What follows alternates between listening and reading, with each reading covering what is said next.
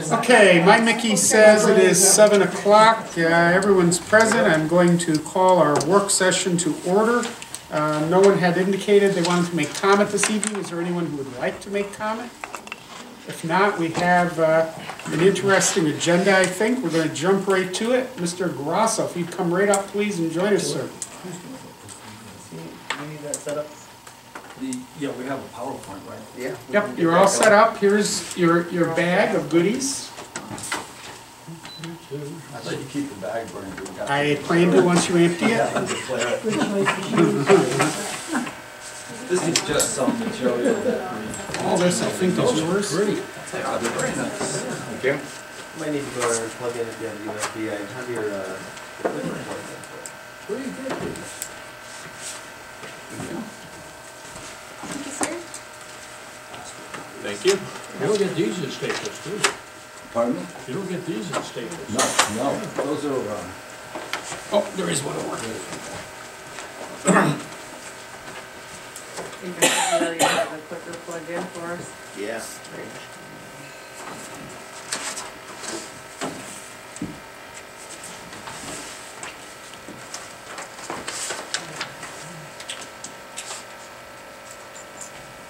I like it when it works.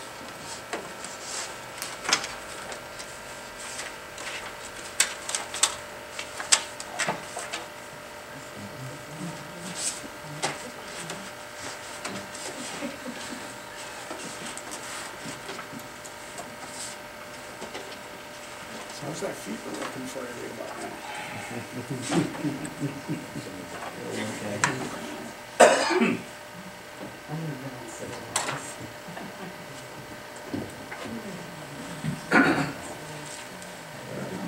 Test your clicker, see if it works. No, we swap one out. Hang on 1 second. I got a mouse over here. Yeah, I don't want to scroll through them. We keep backups though. Okay, thank you. Technology is great when it works. Something like that. Both times it works.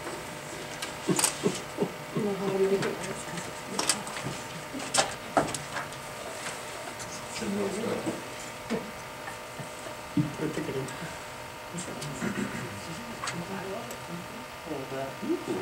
This one works? Yep, just these two buttons for it.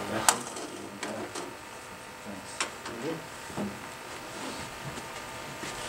Well, thank you for giving us the opportunity to present tonight to the board. I understand the theme of the meeting is promoting economic growth in the region, and I think it's a very timely topic, especially some of the things that happened in the Development Corporation the last few months. What I want to really talk about tonight is sort of put everything in perspective. Who the Development Corporation is, who we are, what we are, where we do things, when we do them, how we do them, and why we do them. It's how we play an active role in economic prosperity in the region. Starting off with sort of the what of the Development Corporation, it's really, I think, more important to know what TDC is not. And we'll talk a little bit about our mission and vision. TDC doesn't really fit the typical economic development mold that you see in most counties around the country, certainly in New York. Our uniqueness is what makes it difficult for people to understand who we are and how we operate. Unlike most economic development corporations, certainly in New York, we are not under the jurisdiction of any local or municipal government. We're not a division of the Chamber of Commerce, which both are really the more traditional models for counties in the U.S. Rather, we're a privately owned, not-for-profit corporation started over 50 years ago, about 53 years ago, by local businessmen who had a vision for helping shape the economic future for Clinton County. One of the things that I think is really important to understand about the Development Corporation is that we receive no public funding. Our budget is predicated entirely from rent revenues, and they fund our administration, our operations, and our capital budget. So we receive no money from the public sector, nor are any of our board members appointed by any elected or appointed body. TDC's vision, it's basically that our parks and facilities are recognized internationally as the place to be for 21st century businesses. Our mission is to create and retain quality jobs and investment in the community through strategic partnerships, innovation, and development of superior sites and facilities. We do this in a number of different ways. We're governed by 33-member board of directors. We're the business and community leaders throughout Clinton County. We develop industrial parks. We market the county for new business investments, and we work to retain and expand local industry. We've gone through a number of different name changes in 53 years. Most of them are some of the most generic names that you'll ever see in a business. I mean, the Development Corporation really doesn't say anything about what we do, but because development corporations are part of economic development legislation, you can see why people believe that we are a public corporation instead of a private corporation. But to paraphrase an old adage, the name has changed, but the script remains the same, and our script is to further industrial development in the county. So the who are the faces behind TDC? Our staff, our board of directors, our park tenants. The staff, relatively small staff for the work that we do. I was appointed the president and CEO in June of 2012. Aaron Hines, who I think you all know, is our economic developer.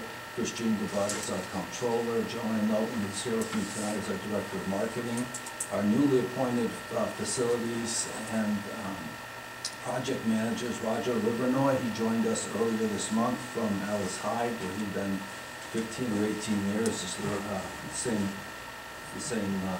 position. Replaced Keith Matad, who unfortunately died last fall. We have two administrative staff. Barbara Schutz, our executive assistant. Kate Collins is our administrative assistant. This is our board of directors and our officers. I think you'll recognize, if your eyes are good enough to see them, a lot of the names on there. They do really comprise many of the business and community leaders in Plattsburgh. Pat Russell, who's our vice chair, is here with me tonight. Ted Luck is our chair. Debbie Momont is our secretary. Brian Gladman from NBT Bank is our treasurer. But these are really the people who help us implement the things that we need to do to foster economic development in the region. This is always an interesting graphic. I really appreciate Joanne's pulling this together. But these are our park tenants, and they represent multiple industries. I mean, you've got, you look at who's here, Nova Bus makes the buses for MTA in New York and around the country. Swarovski is the world's leading designer and manufacturer of crystal chandeliers. They've got their headquarters here in Plattsburgh. Fujitsu, almost any self-scanning checkout machine in the U.S. is made right here in Plattsburgh. And I think it's important to note that they moved their their headquarters, the U.S. headquarters is in Orange County, California. Obviously, the corporate headquarters is in Japan.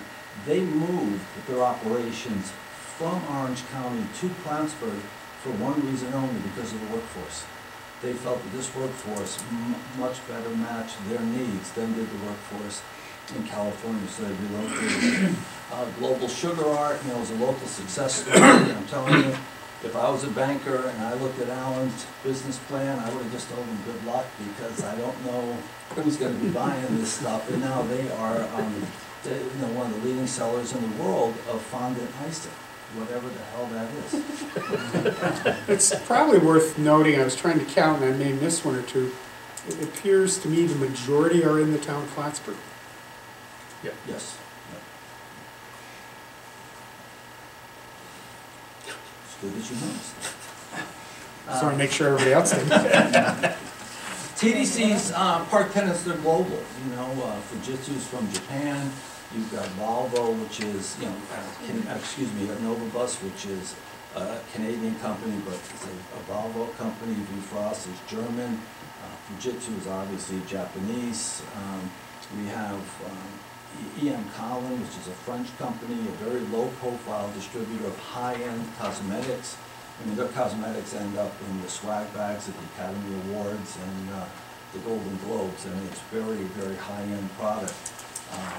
We have, right across the street, APG Neuros is a partnership of a Korean and Canadian company, which now I think is sort of separated and become their own company. It's one of the 50 fastest growing companies in Canada. You may remember, Bernie, I'm sure you do, I think you were there back in February of 2013. They shipped their 500th blower. They make, I have to read this because I can never, it's a free turbo blower, oil-free turbo blower for municipal wastewater systems. You know, very high-end, anything that needs a lot of oxygen, I mean, their stuff is the top of the line. So in February of 2012, they shipped their 500th blower. Next month, they're going to be shipping their 1,000th blower, all made here, and South San Francisco is going to be receiving their 1,000th blower. So it really is, you know, they're global, and you know, they're really high-end, and for the most part, pretty much unknown. I spent a fair amount of time at the business schools in Plattsburgh, and you ask some of the students, well, you know, they have no idea. I mean, they drive down Route 3, and they may see Fujitsu or, you know, Dunkin' Donuts, but they have no idea what's behind it and everything that's going on. So it is a pretty well kept secret. Some of the other things that we do, this is actually Joanne's project, the Made in Clinton County series. We partner with Mountain Lake PBS. That's a television series to highlight the business that's succeeding in the region. They appear on Mountain Lake Journal, and they appear, the senior management appeared with Tom Halleck on a TV show. This really has taken off. These Joanne helped create some 60-second vignettes, and I think they play at the airport now. The school counselors have learned, the guidance counselors have learned of this project, and now are using them within the schools to be able to let young people know exactly what the types of jobs that are available right here in Plattsburgh, and sort of what the education that you need to be able to get one of those jobs. Talk a little bit about the where. This is our 53rd year. Where do we go from here? How do we define success in 2015? The board adopted a strategic plan back in 2013, which has been guiding our work for the last couple of years. Has very specific goals and timelines and corresponding metrics to evaluate each of our plans. We've already started to have some success with the plan. We've been doing some market research. We engaged Canadian company CAI Global International Site Selectors out of Montreal to help us understand. They did an asset map. We wanted to know who is here in the county, and not just in our parks, because Joanne does an excellent job of marking any available property in the county. I mean, obviously, when a prospect comes, we like to have them land in one of our parks, but some of our buildings aren't suitable for one reason or another. But we will, even on our website, list any available property or building, because we want people, to come to Clinton County. So we hired them, and they did an asset map. What are the businesses that are here? What's your workforce like? What's your educational system like? And based on all of those, what businesses should be here, and based on the businesses that you have, what other businesses should be here supporting them. Aaron Hines has been working very diligently on a business retention and extraction program, business retention expansion program. And as you can see, according to the International Economic Development Council, 80% of all net new jobs created in a local economy are done by existing businesses. When Nova comes or some new, they get the headlines, and but it's the people who've been here year in and year out that sometimes people forget about, but they're the ones really creating the majority of the growth. So we spend a lot of time with the business retention expansion plan. You can see we're trying to gain a real-time view of what's occurring in our parks and affecting the overall growth. And that is everything from workforce to drug testing, the drug issues that are here, transportation of suppliers that are here, or more importantly, suppliers that are not here. Site selection, if you've never been involved in it, it's a really fairly lengthy process. It could occur over a period of months or a period of years. The story that I've stolen from Stu Matton that she likes to tell is that one day last year she got an email from a prospect that they had been dealing with 6 years ago. They decided not to come. The interesting thing was they responded to the last email that Sue had sent 6 years ago. They had saved it and replied to it. So it can be a very lengthy process. It can take as little as 3 months, as long as 3 years. And then when they move, they want to move quickly. When the decision is made, they want to move. When we're in Montreal, the companies that we meet with are companies that are looking to move into the U.S. For one of two reasons. Our market's certainly much larger than theirs is, but they make a product for which, if they're going to sell to a municipality, they need to be made here, or certainly have enough U.S. content to be sold here. One of the things that I've talked several times to Novabus people up in Canada is they feel that those jobs should be in Canada, and those jobs wouldn't exist at all if they weren't in the U.S., because none of those buses would be sold to any U.S. municipality. The internet plays a huge role in site selection. It used to be you'd get a call, and it would say, you know, tell me what available land, tell me what available buildings, tell me about your workforce. They ask a series of questions, and then they move on to the next one. Now, you know, 2 o'clock in the morning, they log onto your website, and they're looking at asking all those questions. They want to know all the demographic information. They want to know your buildings, the size of the buildings. They want to know about your tax structure. So you can be actually under consideration, evaluated, and eliminated, and you never knew you were in the game, because they do it all. So if they don't have easy access to that information, you can miss opportunity after opportunity. So we've really, I think, developed a very, very good website. Again, it's one of Joanne's projects. And she's won, you know, numerous awards for economic development conference, one of our websites. The site selection criteria, this came out of a survey of Area Development magazine. You can see what the issues are and what the rankings are in 2012 and 2013. You know, the availability of skilled labor, that is always right at the top of the list. Highway accessibility is huge, especially when fuel prices were climbing. I suspect if the price of oil continues to drop, this may drop a little bit, but if you think of the difference between Franklin County and Clinton County, I mean, one of the real strategic advantages we have is they're an hour away from the closest highway. So if you're going to be manufacturing something, why would you do it there when you've got to transport? Labor costs, I think that ties in with the availability of skilled labor. You know, there's a number of them. You know, the available land. But those top 4 or 5 things are things that site selectors are really looking for. Available buildings, and that is probably our weakest, as I'll get to in a couple minutes. It's really one of the weakest things in the county is the lack of available buildings. We certainly have plenty of land, but not many available buildings. We have a business attraction plan. When I got here, I used to hear from some of our longer-term board members, you know, that's like almost up in Montreal knocking on doors, you know, and I just never really understood how that worked. So you incorporate, how do you knock on doors in the 21st century? You know, how do you use technology? How do you be smarter about what it is that you do? Because economic development, at the end of the day, it's a relationship-based business. You meet people, you know, they have to have some sort of affinity for what it is you do and how you do it, and you have to be able to communicate open and honestly with them, answer their questions, you know, be responsive, but it is a relationship business. You can't always do that through the internet, but also you can't cast such a wide net in Montreal or Canada, or Quebec City, or whatever, and something lands. You know, we're going to get a certain amount of business just because of where we are, but we want to be strategic about the businesses that we get.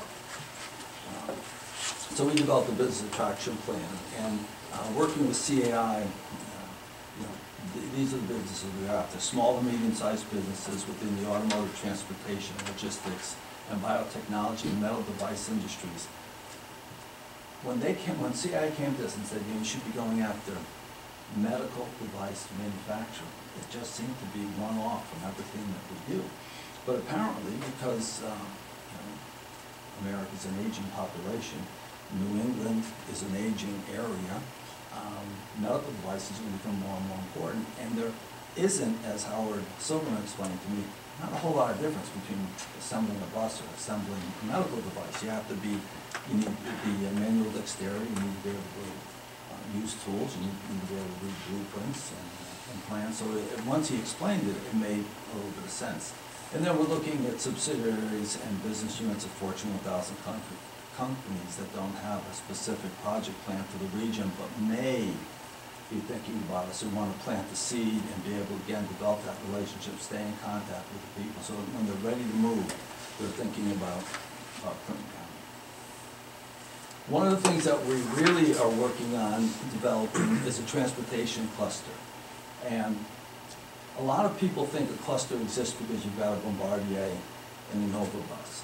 Well, the cluster is much, much more complicated than that. It covers everything from the suppliers, the manufacturers, the distributors, your academic institutions, which is why the supply chain program and the Advanced Manufacturing Institute become critical. We don't have a lot of people. An 80,000 person county, 37,000 person workforce, an unemployment rate of about 6%, to round things up, and that's a available workforce of 2,400 people. You eliminate people who don't want to work, don't have the qualifications to get the job, and that number gets small very quickly. And companies are asking, so tell me, where's my workforce going to come from if you don't have that mass of people to be able to service my company? And then workforce training, that's the other thing that they're adamant about, is that they have a quality workforce. In a lot of cases, it's a drug-free workforce, especially if you're making buses or rail cars. So all of those things really factor into the decision. It isn't always about rent or the taxes, because none of that matters if you can't find a workforce that's capable of making your product. So we've been working very hard on a transportation cluster. Again, CI is helping to guide us through this process, but this is critical. And if you look in the budget, the governor's budget this year, I believe it's on page 72, they actually mention cluster development, and they mention the North Country. So there may be money available if this budget goes through as written to be able to fund these things, because they have to be, as this graphic shows you, they have to be interconnected, they have to be working together, otherwise it just doesn't work. It isn't just bringing, you don't bring Spencer ARL here to support simply Novabus, because some of those companies need contracts that go beyond Novabus in order to be able to expand and grow their companies. So that's been a big part of what we do. We've been very involved in the Advanced Manufacturing Institute. The Advanced Manufacturing Institute, if you look at where a lot of the growth has occurred in manufacturing throughout the U.S., in sort of reshoring, nearshoring, or new development, there are very similar attributes. One, they're going to right-to-work states. Two, they're going to where advanced manufacturing institutes are, again, for the workforce. And businesses want to be able to have a lot more influence in how those institutes are run, what they teach, how they teach it, how they stay current with what workforce needs are. There's, there's a gap between very often what happens in the classroom and what happens in the workplace. Sue Matten and I wrote a grant, must have been back in 2010, 2011. It was to pay high school teachers $1,000 a week during vacation to go into a business that used their discipline and to learn how a business actually applied what it was that was going on in the classroom. We returned 95% of the money because teachers said, why would I want to do that? And it was amazing. It really showed, you know, that disconnect. There's several teachers who did do it. One was a chemistry teacher, and she came back, and chemistry's chemistry. What she changed were all of her experiments to mirror more of what was going on in the workplace than what was going on in the classroom. So the Advanced Manufacturing Institute for our future, I think, is huge. Paul, have you heard back from anybody at the governor's office about where that stands? No, what Meg was talking about is when we had a presentation on the governor's budget last week, there was a slide that showed they're going to fund more money for the soon 2020 grants, which is what funded the Advanced Manufacturing Institute. So I asked the question, we received word, Skilton Community College received word back in September that their $12.7 million grant to build the institute was funded. We basically had no communication since then. They don't have the contract. They don't even know what the details are to be able to complete the contract. And here we are going into what may be another round of funding available, but we cannot get this one off the ground. And we missed the building season, that's for sure, for to come. So it's going to be, it'll probably be 2016 before anything really happens. But no, they offered to get us an answer. What would happen? It doesn't surprise me because we have leased our building, our old office building, number 3, 2,500 square feet. We've leased it to Empire State Development. We'll be moving over there. Perfect location for that. We got the approved plans today, 2 years and 4 months after we started the process. And it was their lease. It was about a 120-page lease that was fill in the blanks. Because they weren't changing a word, but you put in your company name. It took almost 2 years to get the lease approved, and then it took us another 4 or 5 months to get what's basically a remodel of the interior of an office building. So I don't have high hopes, but I'm really hoping I'm surprised. But how do we do what we do? We like to think we offer the best facilities in the Northeast.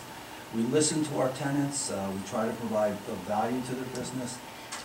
We like to be seen as a one-stop shop for companies coming to do business here. I think some of our best advertisers are our existing businesses. We will often have a prospect here, bring in another Canadian company, and then leave the room and just have them talk candidly about their experience moving here. And by and large, they have nothing but good things to say. And it's primarily because we don't always have all the answers, but we know the people who do. And we just tell them, call us, and we'll find out who. And the chamber does exactly the same thing. I think that again, building collaborative relationships are a big reason of how we get things done and the strength of getting things done. And I think the chamber and the development corporation are a powerful combination. We do different things and we do them well. I don't think there's anybody who can rival Gary's political connections, and we certainly don't have those at the chamber, but Gary is very good at allowing us to use his network. He doesn't own buildings, and so it works out very well when we have a prospect in town. The challenges is our inventory. We have a 92.1% occupancy rate. We have 2 leases pending that will bump that up significantly. It looks great on the balance sheet. It's not so good when you're trying to show prospects something. This would be one building. The reality is we need to be able to accommodate the expansion requirements of companies that are here. We have a number of companies looking to expand. We had a company come in not too long ago who wanted initially 15,000 feet with the ability to expand to 50 within a year. We really don't have buildings or sites capable of doing that. The reality is we need to have available inventory to attract new companies to relocate here. 24/7, they're online looking. As I said, you don't even know when you've been evaluated or eliminated. Some regions are offering free land and free buildings for an investment in the Quebec transportation cluster. I mean, Auto Route 30 is now our biggest competitor. One of our big marketing tools has been taken away. We're an hour south of Montreal. Messina is now 90 minutes from Montreal. And they're offering low power, and basically giving buildings away. Are they the best buildings in the world? No. I would argue that we have, throughout the county, much better buildings, but the rents are, $1.50 to $2 cheaper than ours are, and they have inexpensive power. And if you're a plastics company, those two things are critical. And so they'll deal with having to get to a highway, in the snow, to save that money. It's just simply worth it for them. Our marketing and development efforts are not supported by any outside entity. So as I said, everything we do comes out of our rent revenue.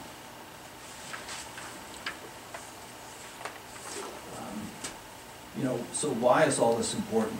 Why does Clinton County need TDC? Why does any region need a development type corporation? I would just refer you to Franklin County. I have the hardest time explaining to them what TDC is. They believe that we are the IDA, and because they believe that, they beat up poor John Tubbs, their IDA director, who wants to be doing what TDC is doing. And I've explained it to them on numerous occasions. I was their featured speaker at their annual meeting, where they required me to pay $40 for my dinner. I told them, I said, I'm not that accomplished, but I've never had to pay before.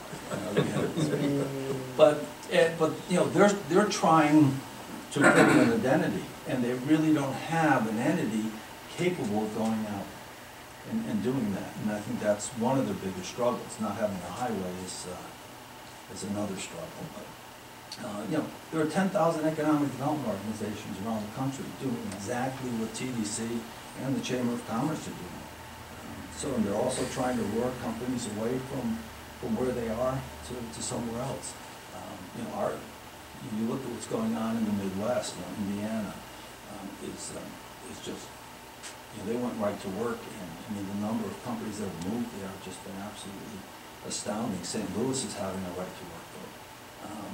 And so there's just that competition and the ability to tell a company to move here, and you won't have to deal with union problems. I haven't really seen a union problem certainly in upstate New York, but they offer, Airbus went to Alabama, and they're given $114 million in either outright cash or tax breaks. How do you compete against that? Texas gives away airline hangars because they just have them, and they're able to do that. It's a huge benefit to a company, a reason for them to want to be able to move there.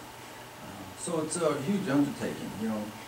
Our future success, it's not about just high occupancy, but it's trying to balance between an occupancy rate that's going to be able to pay your bills and an inventory of shovel-ready sites where you can move quickly when a company decides to want to locate here. Economic development doesn't just happen. Competition is fierce. There's a lot of behind-the-scenes work that goes on. It's all very confidential, and it's low-key, and secret meetings, and it's crazy. But what we really need, I think, is a real discussion on public-private partnerships to be able to develop property, to be able to develop buildings, to create buildings in a way that works, for everybody. As you consider promoting economic growth, I think it's important to remember that there's a difference between regulating growth and promoting growth, and that they don't have to be mutually exclusive. I think we need to have that discussion, to be able to create shovel-ready or certified sites where all of the work is done prior to a company coming here. I think it would be a huge asset for us. I think, as you know, we were involved in wanting to purchase the Renedec property, and when it got down to analyzing the rezoning cost and the infrastructure cost and the development cost, we were looking at rents exceeding $13. Our most expensive rent now is about $6.50. We're more in the $5.50, $6.50 range. And then we start looking at rents of $13, going to the bank and saying, I need this money, just give me a 20-year mortgage and I'll show you this 5-year lease that I have for $6 a square foot. They just laugh. So it's becoming very, very challenging for us with the cost. Unfortunately, if the price of oil continues to fall or stabilizes at a lower rate, that will help you know, a great deal, but the construction costs and infrastructure costs are just more than a company like ours, or I think any other private sector development company in the county can handle. We learned from CAI that they know 12 companies that would consider Clinton County. 12 Montreal-based companies who would not consider Clinton County simply because of a lack of available space. They don't want to see one building, they want to have options. But there are now 12 companies that didn't consider us. So that's the lost opportunity of not being able to have something ready for people to be able to move into. If we could have shovel-ready or even certified sites where where the permitting, everything is done when somebody comes, we can have a park, I think it would be critical for the future success of the county's economic development. TDC can actually, you never want to be in a company that's not growing. But if we were to have to take a step back and not do anything, not build anything, we could still do okay. We have 18 buildings. We're soon to have about a 94-95% occupancy rate. That would be fine. But you wouldn't be developing. We wouldn't be developing. It wouldn't be part of, we'd have to change our strategic plan and our outlook. And I don't think that's healthy for TDC, and I don't think it's healthy for the region either. So it's a challenge. It really is something that we need to consider how we can get it done in a more efficient way. Have a partnership where, in my mind, we're sharing the risk and we're sharing the reward. True public-private partnership where nobody's too far out on the limb. So, thank you for the opportunity to talk to you. I know, Bernie, you and I chat about this all the time, sometimes formally, informally, in hallways and whatever else. So I really appreciate the opportunity to let you know a little bit more about TDC, especially for the newer members of your board who may not be that familiar with it. But we're here to work with you, and we're optimistic about what could happen here. We're just not sure of how we can make it happen here if we have to go beyond. Thank you. Questions, thoughts, comments?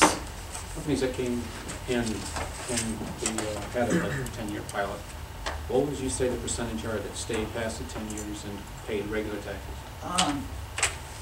That's a difficult question for me to answer, having only been there 2.5 years.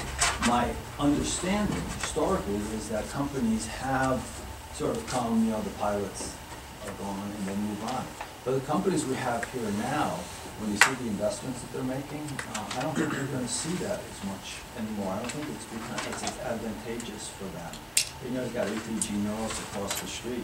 They just put in, probably a year ago, they spent over $1 million creating this, the blowers make a lot of noise, and they have to be tested before they can be shipped. And because it's a residential area, and they built over $1.5 million to build a soundproof room in which to test it. The pilot isn't done. At the end of the pilot, it's not going to be worth it for them to move. And so I think you see more and more companies like that. But I can get you a specific answer to that question, but I think the companies that are here now, the way we talk with them and the way, especially around the way the Business Advisory Council is working, they're talking about, in their industrial, a park-wide drug testing policy. And that's the level that they're getting to try to make their businesses profitable. And what they're finding is, drugs are the dirty little secret in the workforce. So some companies aren't testing at all. Some companies only test when there's an industrial accident, which means the accidents don't get reported. But when you see the way that they're working together and their involvement in the schools, and I think one of the Business Advisory Council, one of the best things that's come out of it is that they're adamant about linking to the schools. They're trying to find ways to get into the schools to meet with the kids, and tell them about their businesses, tell them about careers. They were part of the interview process for PTAC down in Peru. Which kids were coming in? I tried very hard to get them to do 2 sets of interviews, one with the educators and one with the private sectors, and see if there was really any match between the kids that they were approving to get in. But when you see those types of things going on, these aren't companies that are looking at a pilot and saying, I want to go. They're thinking as much longer term than that. what is your perspective on the new initiative to have tax-free zones around certain areas such as colleges and former prisons in terms of the tax rules, whether it's anti-tax for individuals or for... I mean, as long as it stays on land that, wasn't on the tax rolls anyway, it really might be okay. I think the easier thing to do would have been to lower the corporate tax rate for everybody, rather than, single out winners and losers. But, anything that fosters, economic development and get people here, I think is a good thing. I'm not sure I would have gone about it the same way the governor did, but it's pretty challenging. It doesn't leave much money for municipalities to provide the infrastructure and groundwork, the buildings that you're speaking of, when they do it that way. I don't disagree. Paul, can you address from your standpoint some of the other influencers? I mean, certainly you have X number of buildings, there are shovel-ready sites that you hope to have, but things like broadband infrastructure, some of those things that are kind of influencing the market up in our area. Yeah, I mean, all of those things. At the end of the day, sometimes it boils down to who the CEO wants to be. I remember when I was working in San Diego, it was Gateway Computers. We were looking at 30 different sites, and this guy wanted to play golf at Torrey Pines, and that was the decision that was, how it got there. Marty would make a similar decision, given the chance. The big story around here for years, people have told this apocryphal story that IBM was, wanted to come to Plattsburgh. That never really was in the works. But the reason IBM ended up where they ended up was Tom Watson owned land, half a mountain in Vermont. There you go. But, Mike, you're right. I mean, broadband is huge. The ability to connect with your corporate offices, wherever they may be. I was in church earlier this year, and people in front of me were talking. He had just come back from India. It was easier for him to log on from India to his office in Willsboro than from his home to his office in Willsboro. So broadband is huge. Transportation is huge. The border is a huge issue. But I'm wondering if you folks could be leading the region differently too. Like Google Fiber, every couple of years, comes out, and they're looking for communities to, kind of latch on and create some brand new types of experiments for their communities. I think that you folks are perfectly positioned to advocate for things like Google Fiber. I've been harping over the last couple months that even our own town website, I want to see it be a bit more developed, because individuals, skim through the web and they look at the quality of life through their computer screens to say, do I want to move there? Do I want to bring my family there? What's going on? If the CEO says that they have the infrastructure to bring the business and the space and so on and so forth, is it a place that they want to bring their daughter, their sons to go to school? Do they want to go there and play golf? So I think educating the larger community in collaboration with the chamber and even us, that we can start encouraging businesses to build up their online profiles so people understand that Plattsburgh is more than what is often credited for. No, I agree, and I think you're right. I mean, look, this is about as technical as I get. But I think there are ways to do what you're doing. But I think it probably is going to take a group of people more astute than I am, to be able to do it. But I think it's something we as TDC would certainly be willing, to participate in. I mean, the whole issue of broadband goes to recruiting doctors. I mean, I'm a trustee at the hospital, and there's a doctor who wouldn't come here because his daughter, couldn't use her cell phone in some areas. And he said, you know what, as much as I'd like to be here, if you've ever seen a pissed off 13-year-old girl, it doesn't make life very interesting for anybody. And so that ability just has impacts that you're not aware of until you actually get. And I agree with you, and I think you folks are doing some phenomenal things. I'm just kind of pushing out, in a partnership of it's great that we have the highway now, we're not going down Route 9, but it's like now we have to advocate, you know, to bring that superhighway up to the North Country, because we need to be able to onboard, and without being able to do it, we're not gonna get those 1-off, 2-offs, and 3-off businesses to come here. And it's getting more and more difficult for a high school student to compete if they don't have Absolutely. high-speed internet. They just can't do it.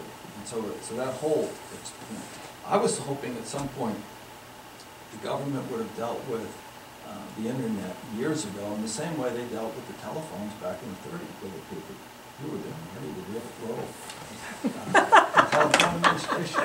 That was, but there was a tax on, you know, the urban areas paid a tax to help fund telephones in the rural areas, and you almost need that same type of initiative. To God forbid anybody create a new tax, though. I mean, you know, for whatever reason. Much of what I'm hearing really fits into sort of the theme of this evening. I mentioned a couple weeks ago to everyone it was going to be a little bit like a seminar. And you're the opening act, and some things you're saying, some things you're implying really feed well to the other parts. And you know, to the extent you can, you're welcome. I encourage you to stay. Oh, I'm going to stay. We have a report on the survey that was done, really city-town, and I'll let them talk about what it is and why it is, but on recreation. And in one of your slides, one of the human factors that becomes sometimes the factor is quality of life, and under quality of life is, what do we do when we're there? You know, you're not going to tell my wife you don't have an indoor tennis club and we're going, golf, whatever it is. So we've been looking at our recreation programs with different eyes lately.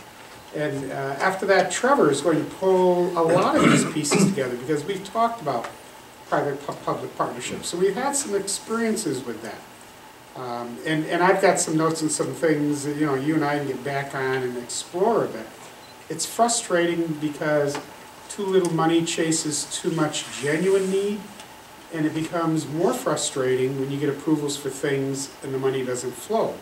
The hoops, even after you get to make an announcement, are sometimes insurmountable. It's discouraging. But I think we have a lot of the tools, we have a lot of momentum in spite of that. And we need to find new ways to address the new issues. Trevor will do a nice job in reviewing our master plan that I think was a pretty progressive master plan. Really looked at the future, really talked a lot about economic growth, development, sustainability, all those nice buzzwords. You know, if you're not growing, you're dying. And all these sort of fit in. And Paul's been very good. I think most of you know he's kind of a regular as long as I remember, which is pretty good. At our monthly department head meetings, to get a real sense of, you know, what's going on here. And we've now have the mayor of the city of Plattsburgh as a part of our monthly county supervisors group. So I think there's some pooling of thoughts and energy and relationship building, and you know, we keep identifying things in discussions. Well, you know, we can do that. Maybe we could do that better together. It's sharing services, but it's kind of strengthening your armies, if you will. So again, I encourage you to stay, and you indicated you were. And as a result, we'll kind of want to get rolling with the other presentations. Well, just to ask one question, I wasn't quite sure. You said that our workforce has been good enough, and it has drawn companies here. But on the other hand, you said it wasn't good enough. Are not the college like Clinton and the CTEC and things, aren't they working to provide those types of? They are. I think what you see is a disconnect between what companies need and what they're teaching. I think, you know, you talk to companies in our park and no one argues about the productivity of the workers. I think the issue is, are they learning, are they getting the right set of skill set training in the schools? For example, nobody really teaches troubleshooting. And that's a skill that everybody has asked for. How do you identify a problem and then, trace it back and figure out, what the root cause of the problem is. So I think it's more of that disconnect. Is the fact that that we drew these because our labor force is less costly? Is that? No, I think the labor force, I don't think is that much less costly for them because they're not gonna pay any more than they're paying. And, some of the companies, APG Nurse, they pay a very good wage, and they've just hired, I think, half a dozen people out of Clinton Community College's Wind Tower program, which the Wind Tower program gives you training to work in probably 4 or 5 different industries. It just happens to be labeled as Wind Tower, and people believe you can only work in that industry, but they've hired a number of them over there. But I think when you look at CV Tech, SUNY Plattsburgh is a little bit different because of what it is they teach and what it is they do. That supply chain program is critical because that really is sometimes the moneymaker. How can you make your supply chain more efficient? We don't have a metal fabricator anywhere in Clinton County. And there probably isn't any one business here that could keep their metal fabricator in business for 12 months a year. But if you could get 3 or 4 businesses who all needed some sort of metal fabrication to work with somebody, but you don't have anybody really training for metal fabrication here either. So if you're going to locate your company here and you're looking long term, where are the workers coming from? But the workers, but it's a quality workforce. We have a number of people here that I think are underemployed. They have a higher skill set than we realize. They're working in different industries. Bombardier at one time had 1,000 employees, and now we're down to 400. And so there's probably still a lot of them around because we have an underemployed or highly skilled workforce out there, and it's reaching them. And how do you identify what skills do you have? What skills does this occupation need? And then use the training monies to fill the gap. I was intrigued also by the fact that we were talking about schools, and when we had this grant and had money go in, and they asked teachers to take these courses, and the one, or at least the one sample that you did give, actually was changing the way that they taught, even though they're teaching the same subject, and the skills would be the same, and you learn your chemistry anyway. Is there any possibility, like more information going to students and counselors and schools? I know you said you're trying to do that. Yeah, we are. We work very closely with, when I say we, it's certainly more than TBC. It's a broader effort in the chamber and private sector. But a lot of it is educating the counselors, giving kids more direction on something besides, you either go to college or you don't. It's the way it was when I first got here. So giving them more opportunities. I think the other thing that's important is engaging young people earlier. It's, remedial courses in grade 11 are just too late. You need to be working with 7th and 8th graders because they're making choices in their academic careers that are costing them a ton of money, and they don't even realize that they're doing it.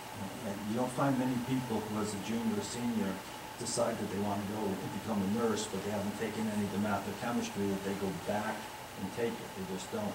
So engaging them earlier, having companies come into the schools and talk to these 7th and 8th graders, getting those kids out into the workforce to see what people actually do.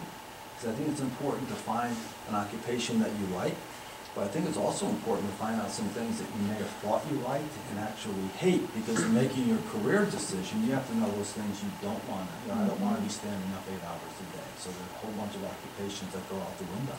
So it's, I think it's more. One thing we couldn't, this is sort of hell out there, I suppose, but every teacher has to take courses. They're required to take so many courses every year, every 2 years, and have a certain amount of courses to keep their certification. What if some of these, like the seminars that you're doing here, seminars that you might do, worked into training that they could count towards that, and that then would allow them to have a different perspective on things. Yeah, I don't know. That's a whole different story. Well, it is, but it's not. It would, that kind of thing. You gotta get SUNY Central to agree to that time. We're deviating a little bit, and we've got 2 more presentations. We really need to move some other folks up. Thank you. Thank you. All very much. Thank you. Talk to Sheldon Silver, he's ahead of Zoom. Oh, yes, please. God knows what you'll be. Yes, you did. Okay, next we have the summary on the City of Plattsburgh Town and Recreation Department. I sent the full packet to you a week ago anyway, and we resent that as well. So we're going to let Mel introduce Amy, I think, or Amy introduce herself, tell us what you have to do. This is another one of those key pieces. I often refer to the Sim City models, you know, the game. If we were playing the game, what are the key components to building a highly productive, successful, sustainable city? There you go. Certainly the quality of life, as Paul brought in, and I think you'll see some interesting matches. You've probably read the report already, so you have some sense of that with what's going on in recreation and what we learned. I think the first step for us was to find a very extremely competent person to do a really great survey with the city. Amy Vaughn from the Finch Network. Just seeing that as I can't open up the file. Come on, Amy, I'm I trying to know, work I it know, I here. know, okay. I can only ad lib so long. Yeah, I know. Oh, I can start asking questions. No, not yet, not yet. We're gonna answer your questions before you. I'll put a 5-minute limit on you. Come back anytime, though. Can't hold everybody hostage. Okay, well, I'm gonna dive in. If we're having, I'm not sure why it's not, it's blinking. It's there. It's thinking. It's thinking about it. It looks like it's moving on the bottom. It's on the bottom? It's right here. Okay. Oh, Um, you can see how pretty it is. It's- What about on the very bottom of the screen where the Yeah, icon it is? doesn't pass by. Yeah, see, I can. Did it open up? It's right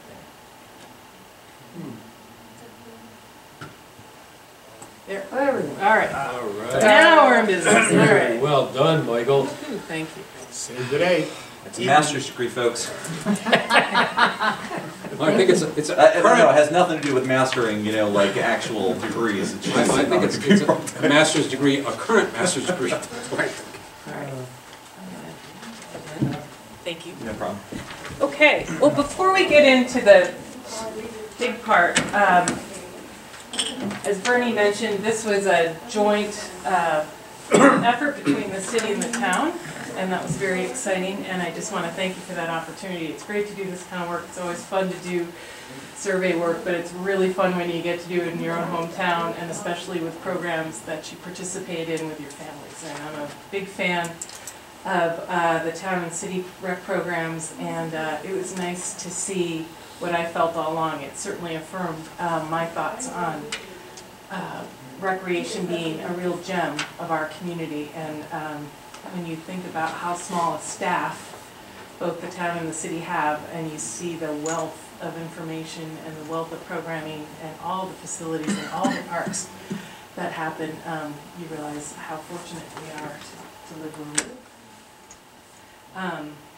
Before we get into the big data piece, I wanted to, there we go, start off with a quote to sort of set the tone. You probably all know who Dorothy Day is. She's the founder of the Catholic Workers Movement. And I really like her because I think she's one of the greatest community developers of all time. She has helped, her work has helped feed and bring dignity to millions of people across the world through her Catholic Workers Movement and the hospitality houses. And her principle of community development is really a simple one. You start with a small action, but you think big and you listen to everyone. And I feel like this quote and what you've done with this survey sort of tie together. So the quote is, people say, what is the sense of our small effort? They cannot see that we must lay one brick at a time, take one step at a time. A pebble cast into a pond causes ripples that spread in all directions. Each one of our thoughts, words, and deeds is like that. So we're going to set the tone, and now we get to get geeky with the data. So. So how do we know what we got was good? We got a great return rate, we got a valid sampling within 2 weeks, and for those who think that SurveyMonkey doesn't work, this is a great testament, and for those who think that people won't take the time to complete a longer survey, we went back and forth. You know, we knew we'd get a huge return rate if we did a 5-question survey, but this was a 27-question survey that took about 12 minutes if you really were spending time on the comments section to complete, and we got it within 2 weeks. So I think that's a great testament both to the process as well as to the community's interest in participating in this. Another great indicator is we got a lot of comments over and over. Every question really had an open-ended section, and we had a lot of that. All of that was coded and analyzed, and we mixed the qualitative and quantitative data. And I want to make sure that you see, if you haven't read the full report, all the comments, Mel and Aaron were mentioned by name several times, and that doesn't always happen. People say staff, or people will say, oh, that person, you know, in the office who helped me that one time. But in this particular survey, Mel and Aaron were mentioned multiple times by name, and you know, you all know their reputation precedes them. They're wonderful, but this is people just saying what incredible commitment and effort and creativity they have, and what they bring, the passion they bring to it, and that was great. And I think finally the best indicator, and the thing that really struck me, was that at the end we asked if people wanted to volunteer for anything. And we had 63 people volunteer, and it was for maintenance or fundraising. I mean, all the stuff that you feel like you're pulling teeth to get people to do. In this particular opportunity, in the survey where there was nobody twisting arms, we got 63 people to volunteer, so it's pretty exciting. Okay. It's a very good percentage out of the total number that. Yeah. So I'll just real quickly go through it, the overview of the process. Mel and Steve and I met, and we identified the 6 points of inquiry, and I'm just going to zip through these quickly. But who's participating? What are the barriers to participating? What are the core programs and facilities for the town and the city? What are the most used facilities? What do residents want to see in the future, and are there any differences really between the town and the city's visions for the future? So from these 6 points of inquiry, I created a survey and a forum. We put up the survey on SurveyMonkey. We also had a lot of hard copies. The Senior Citizens Council was terrific in helping us with that. We ran 4 forums, including a youth forum, and that was highly educational for me. Then I coded and analyzed the qualitative and quantitative data, and then you've got the summary report. So that's the quick overview of the process. So on to the key findings. Let's see. The most frequently used facilities in the town and the city are the U.S. Oval, the Rec Center, Melissa Penfield, Saranac River Trail, and the beach. And looking specifically at the town, it's the Saranac River Trail, Katyville Rec Park, Cumberland Head, and Katyville Beach. The barriers to participation are that people cited that the town and recreation time was the #1 thing. Lack of time, that was 54% of the people. Although 34% of the respondents said that facilities did not contain their desired equipment, and 27% said that they were unaware of the recreational facility location. So Google Map or an app might help there. I don't know if you can see this one. This is the kind of fun one, but this is what people want to see. We'll talk more about this. But the theme of tonight is how do we get a multi-use recreational facility complex, which is certainly what we were all thinking might happen, but the data certainly came through. A waterfront with more vendors, an indoor pool, mini golf, an indoor water park, a climbing wall, an outdoor pool, and outdoor field sports complex. Now, I did not manipulate the data. I am a big aquatics fan, and my kids were lobbying hard for that green line, but that is truly unaltered numbers there. And I think what's really interesting, and what you'll see throughout this, and what's the theme I'm hearing, is a lot of what we're seeing is it's not the competitive sports, it's that people really want these lifelong sports. They really want to engage. Pickleball, these guys have started a trend. They've got, you've got a devoted pickleball following that had a clear and loud voice, louder than the tennis, which is saying something. So you can see here where the priorities, there was no difference really between the responses between the town and the city. Everybody sort of fell out on the same lines on that. So moving on to the key findings for programming. The town and the city, I think this is a really important statistic. The town and the city are the major providers of programming and facilities in the greater Plattsburgh community, with 44.1% of the survey respondents indicating that they use no other provider. So that's 44%, most impressive. Summer rec, youth sports, adult fitness are noted as the three most valued programs. The town and the city is the leading provider of the non-competitive and team sports. But again, you know, what we heard in the forum and what people said is, we like it all, we want it all, we just want to have a lot more of it. No money. Yes, Won't well, spend that's any money. coming too. They want it all at no cost, but there's Read an that answer there, to too. that. And the most important recreational programs for the area residents are the summer offerings, the youth sports, and adult exercise fitness. There are a couple other slides I just wanted to pull out, and then we can get into. This one I found really, really interesting. When we talk about marketing, and we talk about how do people find out about what's going on, word of mouth is at 55.4%. Is the #1 way people find out about your programs, because it's this kind of community. And in a void where the television stations, it's hard to get stuff on, or other things, this is what happens.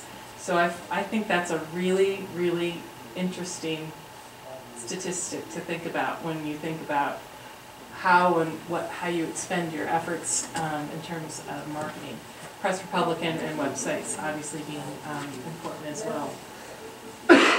And then here's the slide that I think really ties into what you were saying, Bernie, about you know, what do we want to be selling in our community, and how is this an economic development piece? When you look at, these are the what people participate in a regular basis, meaning 2 hours or more a month. These are all lifelong sports. So it's walking and jogging, swimming, hiking, fitness, soccer, biking, kayaking, arts and crafts, camping, nature preserves. And these are all, you know, intergenerational things. This one I found really striking. And it's all, you know, the quantitative pieces are all backed up by qualitative responses in terms of what people wanted. So the emerging themes from the survey are, #1 is clearly a desire for a multi-use recreational facility, including a tennis court and pool. Lifelong sports, clearly a biggie. The city and town recreation staff have built a strong following, and residents would like to see more programming without increased fees. Residents would like to engage with the city and town on recreation and planning efforts, particularly on the waterfront visioning. Residents are pleased with the increased number of bike lanes within the town and the city and hope the trend continues. Residents would like to see a coordinated town-city marketing effort, one-stop shop for finding recreational opportunities. Respondents encourage the town and the city to identify ways to collaborate to increase services and programs and decrease costs. Respondents with accessibility challenges encourage the town and the city to consider updating its parking, programming, and outreach policies to be more inclusive of this group.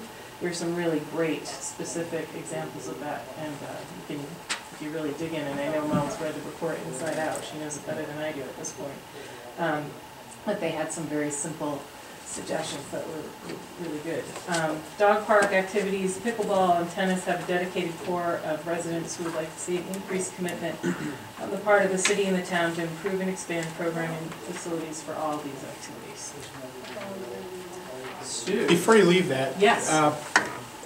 Just a thought, because I don't think you had it in there. If you did, I apologize. But the activities most done by the respondents, walking, jogging, we might think the vast number of seniors who responded would have used that low impact, not physical activity, which is why they're walking and jogging. But if I recall, I was trying to look through the full survey. I mentioned to Mel, the largest age block was really a younger group. Yeah, and if you have questions like that, I can't pull it out right now, but I can cross-tab things so that if you wanted to see what the seniors thought. We had a pretty good demographic spread. The only group we didn't do so hot with was income. There is an income disparity. Certainly, we had a higher income. It was slightly skewed. In that More regard. female than male, 63, 36. I'm just not finding that one on the ages. You didn't go above 65 on your ages. No, I think that was the cap. It was 65 and older. Yeah. So it didn't look like it said over, you were up to 65. If I read it, maybe I read it. But the majority, as I recall, were in that like 35 to 45 I want to age say bracket. 35 was the median age responding. Yeah. Yep. Which was interesting, as I look at their responses, it's coming from that age group, which is, right down the middle. It's an age group we need in the labor force, et cetera, et cetera, et cetera. I think also the tool speaks to that age group though too a lot. I mean, when you're doing SurveyMonkey, that age group tends to be driven towards online surveying, etc. So We did, and I will say we inputted hard copies Yep. from the council, Yep. so I do feel comfortable with the demographic spread. The economic, socioeconomic spread is not what it would have been, should have been, and that's certainly something I think about. Yeah. When you're doing that over That top bracket on ages was from 45 to 64, and there was nothing above 64. Okay. How many persons in your household, counting yourselves, are? And it stopped at 64. So there was nothing above that. And when you get out to the far right and you add the percentages of it, it's way short of 100%.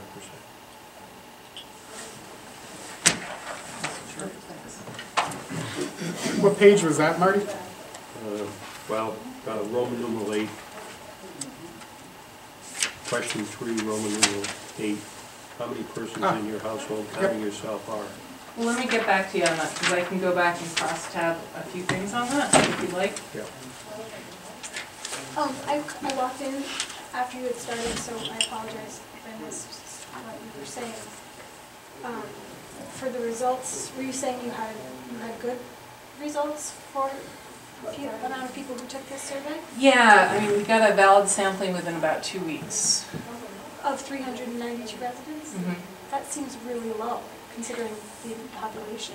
Right, you don't need, once you go over 20,000, statistically, you don't see much of a difference for your sampling pool. So, when you get to, I can get you that too as well if you want the confidence level. Is that, would you like the? 4.95% variable. Of the confidence level of the survey. We felt we got to that within about 2 weeks. So it's like 95%, I didn't put it in the report, but I can get that to you. I think it's 95%. I'll put it in my notes. It gives us a 95% confidence level with a 4% margin of error. If you get 2 or 3% respondents on a survey of that size, you're really doing well. People don't respond. For the most, especially, that was a fairly lengthy survey. It was. And, for a lot of, and I think, it's probably significant that, 2/3 of the respondents were women and 1/3 were men. One of the ways we... couldn't be bothered. It's also interesting, as you were saying, that anybody with a high school diploma or less, that they didn't have one, or CV tech, they weren't represented very well in this in this particular survey. And I know a number of people, or many in that category, don't read well, or don't read at all. That's always something sensitive, and we had talked about, forums being an opportunity. The forums were not super well attended, the adult forums, and I think that that's a tribute to when you're doing a good job, people don't tend to show up for forums. But I think it underestimates the use of some of the parks and the activities that go on in some of the parks, at least in the town. Well, one of the things you do when you're looking at the survey data is, you keep pushing for higher numbers if you're seeing an inconsistency in the respondents, and we didn't see that. It was pretty even keeled and pretty consistent from the get-go. So that's why you didn't push for a bigger survey sampling. We felt we had the confidence level. I mean, we can get into all sorts of geeky statistical stuff if you want to, but. It is what it is. It's a snapshot, you analyze the data, and you go forward, I mean, there are some people who could care less if we have recreation, anything. They don't recreate, we can tell. What I'm getting at is that with a survey like this, somebody looks at it and they say, well, hey, you don't use this park, you don't use this park, why don't you close them, save money? And I don't know if that's true in the town of Plattsburgh. Okay, so that's my point of view. And we're not having that conversation, but if in this survey it indicated data like that, Well, it does. it'd behoove us to look at it. Yeah, when you look at it. There are a couple parks that are, right, but that's not a recommendation right now anybody's making based on this. Yeah, and I would recommend a more accurate survey locally in those areas if you were going to consider that. Well, I think you'd be looking at a different survey. I mean, if you're looking at a survey to assess strictly the parks, then we're looking at a different instrument and a different assessment process. And different targeting And that you group, can't take that specific chart. And that's all the point I'm making for those people that are watching this or are going to see this and everything, is that it isn't necessarily meaning that those parks aren't used. I think that this has a lot of different things that can be taken from it. And my recommendation as the town receives it is that we try to put it within the larger context of things like our recreation, master plan, and as we continue to develop programs and, weigh things like pay to play, and, a wide variety of things, that we also internally are able to reflect, Tom, on things like our own utilization of parks.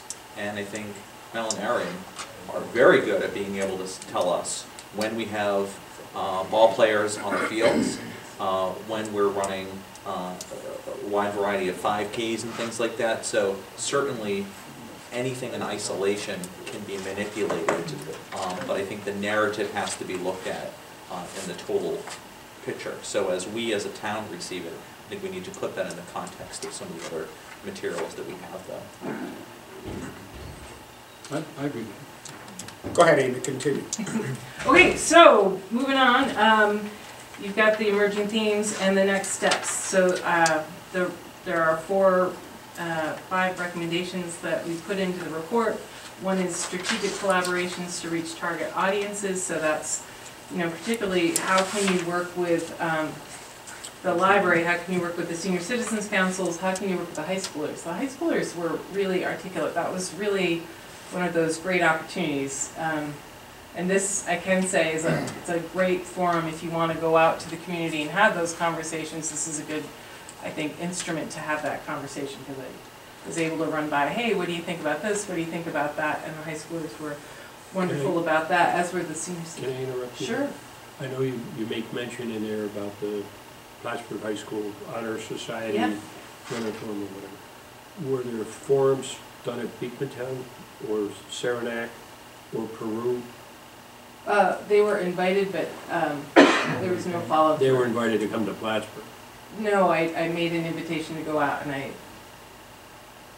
I don't know what you're telling me. I'm sorry, I wasn't able to set up a forum in Beacontown. They had an opportunity, but they didn't Yeah. respond. Okay, now I understand. Because I suggested to her Beacontown and Saranac along with PHS. Yeah, And I know that you reached out to them and they just didn't reach back to her. okay. And Schools are a hard place. And I to- understand, those schools serve multiple communities, city of Plattsburgh. well, it was a favor with a faculty member at Yeah. PHS. so- Okay, but again, it's a different, if you go to Saranac, you know, there's only a portion of that enrollment that's involved with the town Yep. of Plattsburgh. And if you go to Beacontown, there's only a portion of that enrollment that's involved with the town of Plattsburgh. Yeah. So, and less so in Peru. Well, the forums were, that's an interesting thing to see, you know, how to get, we couldn't get adults to show up, let alone the schools, so that's a interesting piece there. Clearly, people would like to see an intermunicipal recreation collaboration. It was very clear from both that I'm going to change your slide. people wanted to see, thanks, yep. I do, but it doesn't want, there we go. An intermunicipal recreation collaboration, so having the town and the city talk and potentially folding in the county. Working on joint marketing and planning efforts, I think when people think about recreation, especially between the county and the town, you know, whether it's Molly Flynn doing it or whether it's Aaron doing it, people just sort of think it's this big collaborative group anyway. So thinking about more opportunities and more ways to market and plan and program together. And then clearly with 63 people offering to volunteer, engaging community members in planning efforts is a big push. And certainly with some of the announcements with grant opportunities, this is a prime opportunity to spark that conversation and get moving on these conversations. What was the breakdown of the volunteers between town and city, out of curiosity? That's a great question. You know, I'd have to, A again, lot that's of a them were question. town. I would say, Because I did recognize. yeah, just reading it. In doing a quick glance, but I'd just be curious as to what the, There are a lot of familiar names. what the breakdown actually is. Mel, I've noticed a lot of people volunteer for fundraising. Has any money ever been, has there ever been any fundraising in town of Plattsburgh, city of Plattsburgh, to your knowledge?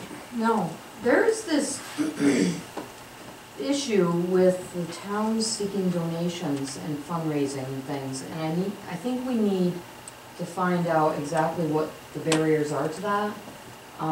We've had a couple of discussions with Pat about you can't go out to people and seek donations.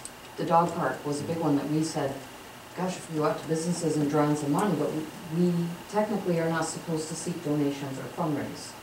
as a Because you're a municipality. municipal employee? Right. But could but- somebody else? do Yes, it? yes, Kind of and then, because we've received donations Right. from unsolicited donations. So, you know, our task, I kind of, if you figure out how to get around that is, if you can get, and I just talked to Bernie about this the other day, I said, you know, if you can get a grassroots group to, you know, get something in their mind that they want, and get that, it's like the SRT. You had a grassroots group really get behind that and push it. I mean, I know the city finished it, but it was the community that pushed it. And it's the same way with this, if you can get that, and I see with this list of people, you know, some sort of committee that's shared with city and town coming out of that. Not just town rec committee, but a Plattsburgh rec committee. And maybe getting some folks organized and excited about maybe doing some fundraising. Yeah.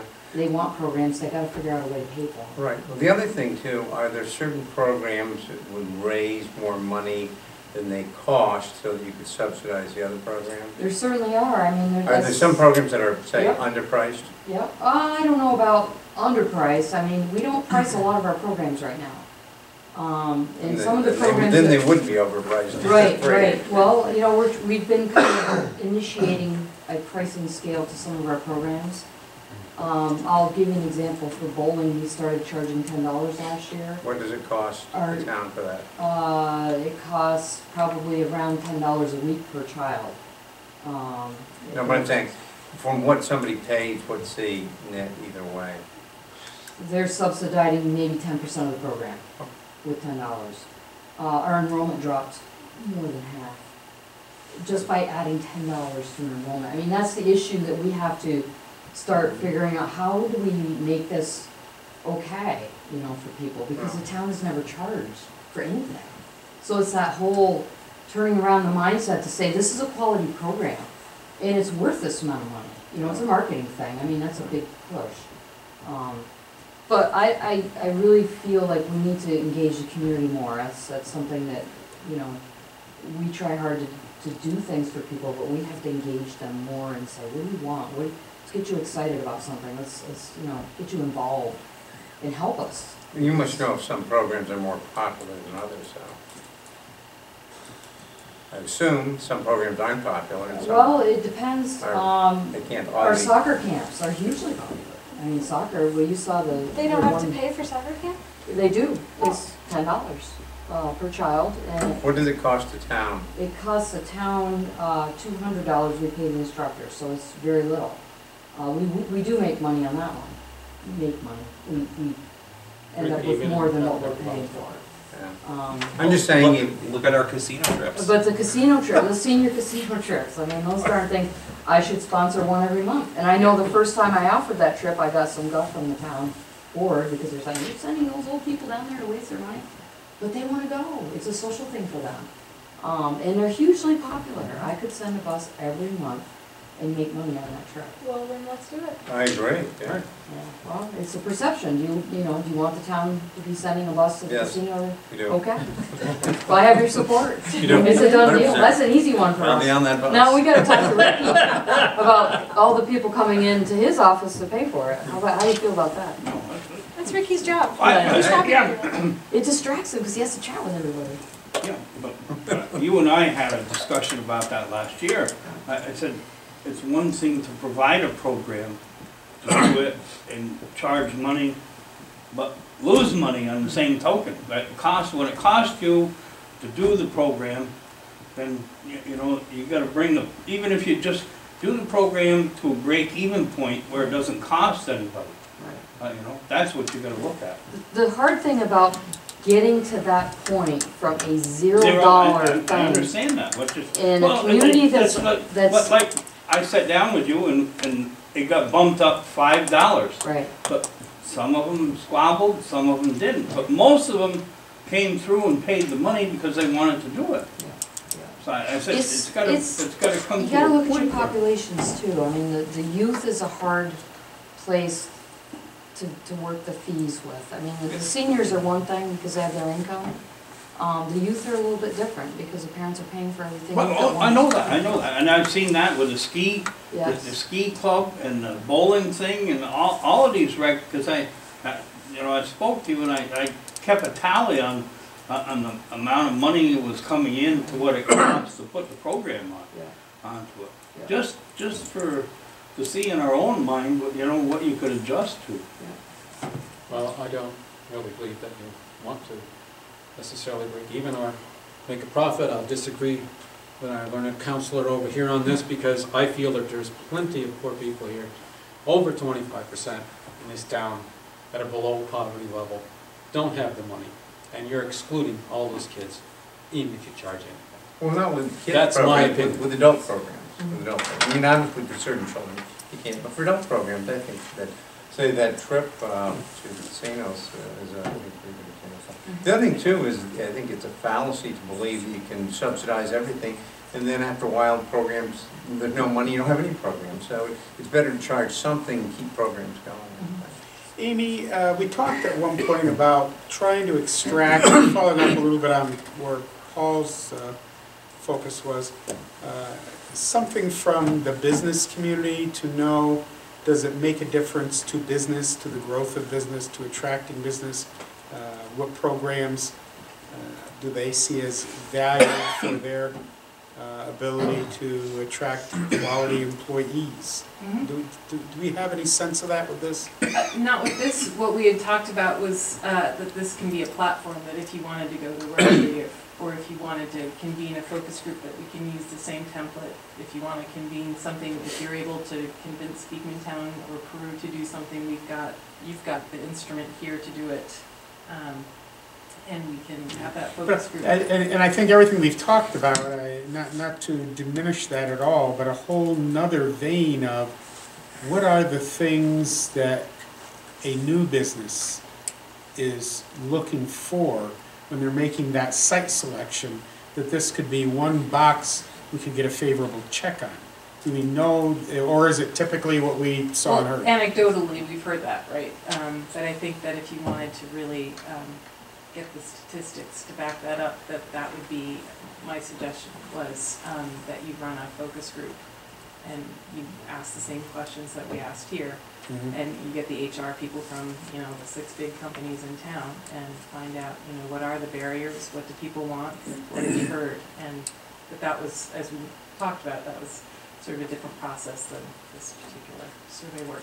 But can I jump back to the money piece? One way of approaching that might be in light of, we don't have Community Foundation, but we have a great United Way. A lot of United Ways will set up a youth rec fund so that parents, I know we participate in a lot of stuff and it's free, and I know our family would be happy to pay. And field trips, people do that a lot in this town. It's always mad generous when people are like, wow, I'll pay for my child, and if I've got a little extra money this month, then I'd be willing to throw into a fund. But there's some really great ways, and that's bolstering the town and a wonderful community group, and raising this culture of philanthropy, which is what we really need to do to address some of these issues and to really make sure that nobody's being excluded. That might be a great conversation, when we talk about strategic collaborations, talk to John Bernardi to see if that's something that they might be willing to do. Because that's certainly, that's a great, kids playing soccer is a great way to raise money for United Way, and it's a great way to get some money in the door for you guys. And it's a different way for people to give. Paul, would it be possible for, and I don't know, I haven't got to your website to find this out, if you have a direct link to like any of our recreation sites or the city, but if so, would you be potentially willing to develop something and then also see if we could use some analytics to find out if people are going there to search that and to share it with us? Can't you get that on your website right now? The analytics? I didn't catch what exactly is that. How many He's hits, trying who's to going? see if the businesses that are interested in coming here are also interested in recreation. Yeah, I don't want to know necessarily about the people that are here. I want to know when they're going to their website, is it really, another driver for the businesses? Are they checking out a recreation site? I think the problem in the process that Paul went through, I think the quality of life issue comes very late in the process. It's not when they're first making the initial cut. It really comes in as you're deciding between, the final 2 or 3. But yeah, and you see, and I just mentioned to Paul that we'll send around that one chart again that was from the Site Selector magazine, where it talks about the key triggers for site selection today. This was done just last year, so it's very recent. And they divide up. The second chart deals with just quality of life types of attributes. But so I do think it's important. It does happen later, and it's so different in the process that's why even the magazine treats them separately. Like quality of life is is a completely different issue, and I do think it happens later. But we can track those, and I can show you, what links we have now. We're in the process of launching our site on another platform, but you can see what links we have now, and we call the section, it's quality of life. Yeah. Yeah, I'm just curious because there's so many players right now, and you look at V2A that's talking about trying to bring in all these new people and businesses, and there's such a cross-pollination between what we're all trying to do right now. Even the tiniest little piece may start to show on the needle that people are spending web time on the descriptor for pickleball, but they don't really care about bowling anymore. I mean, who knows? I mean, that small little piece could feed us to starting to redirect you know, very small dollars that everybody's trying to grab onto, so. To be more, put to a more effective use. Effective and you know, strategic or even surgical way of doing some of our programming that we're doing. Gotta make decisions. It's kind of what we do now on a daily basis. Yeah. Is review, Yeah. you know, what's going on out there and the And trends we love nationally. your input on what we're, you know, currently showing. As I say, we are migrating over to a new platform. The back end is all managed by me. I was gonna say our group, but Paul already said it was just one. Managed by not me. So, but we can, you know, love your input on what we're featuring and, you know, we're not. I will tell you that, for example, there isn't a link for pickleball right now. Just so you know. Could there be a link to each recreation department? And that's Yeah, what I mean, we I, can, we, The I city and mean, the town, just to that's see if they easy. go Yeah. to see what's going on? That's easy. yeah. Yeah, that would be good. I think a couple things, you know, if you're talking about quality of life / recreation, you know, tennis is a sore point in our community because we really are lacking tennis facilities in the community, indoor tennis facilities. There's, you know, summer facilities, but they're not 24 hours. so if we do it along like the Regional Economic Development Council, so it's the great place, a great place to live, work, and play, and then we divide up under those sort of channels. And most of the links to sports go to the Adirondack coast.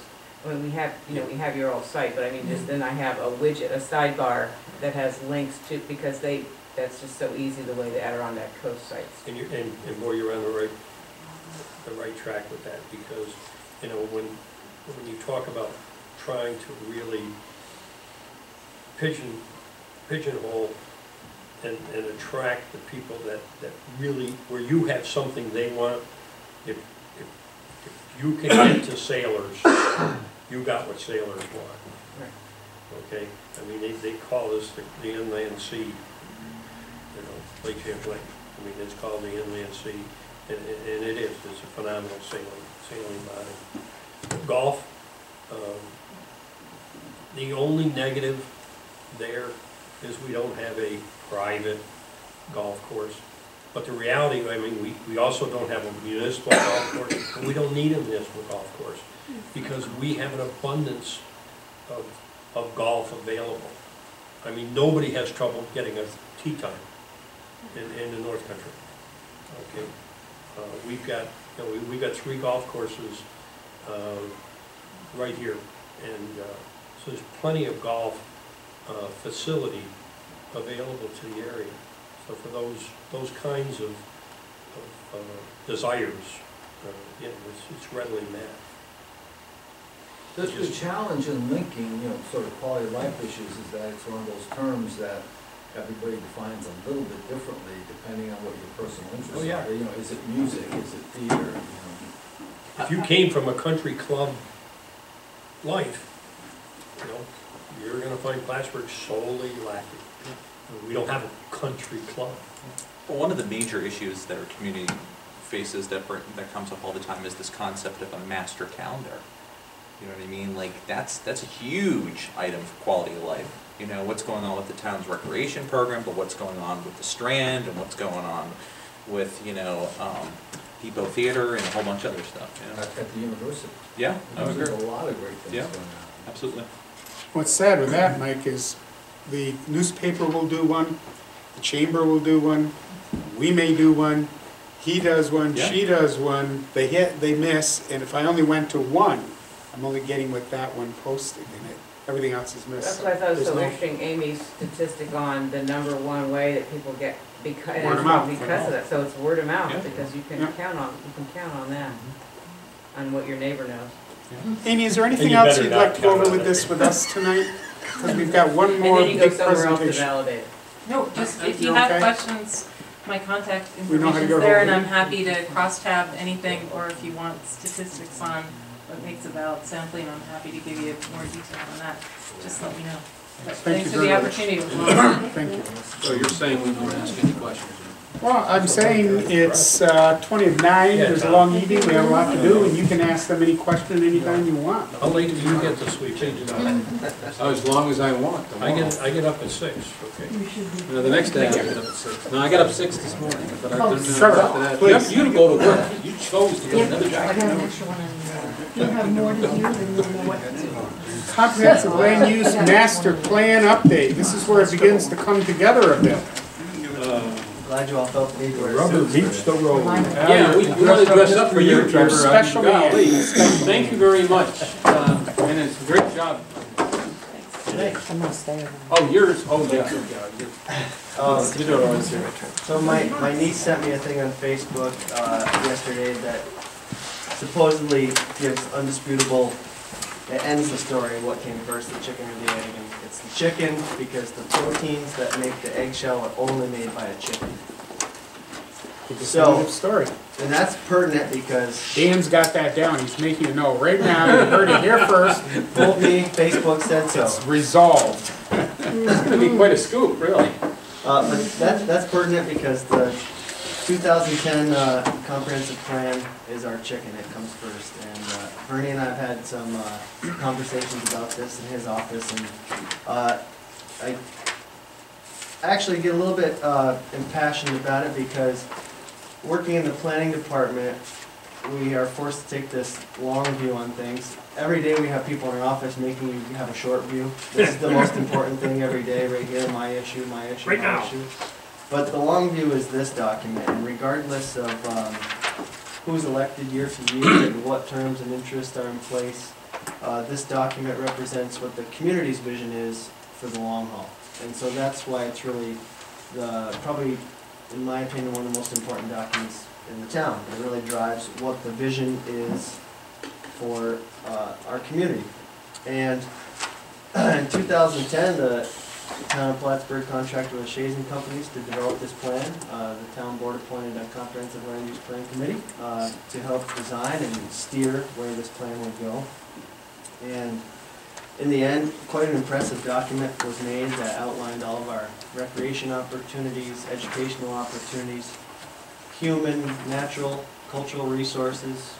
It points out our impediments to success and where we should go. And the primary, I guess you'd call it, product of this was 21 recommendations that were made that, with the idea that if we implemented these 21 recommendations, we'd be a wildly wealthy, successful place where people are flooding in.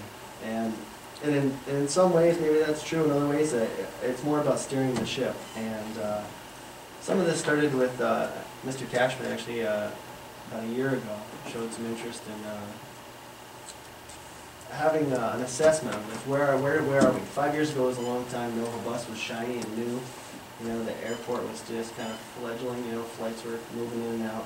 A lot's changed since 2010. And so, at that recommendation, and with about 2 weeks' time to finally prep this, I went through and each of the 21 recommendations went through and kind of gave a earnest look at that. Where are we at with each one of these? You know, and it was pretty enjoyable. It had some tedium to it, but pretty enjoyable from the standpoint that some of these things happened before I was here.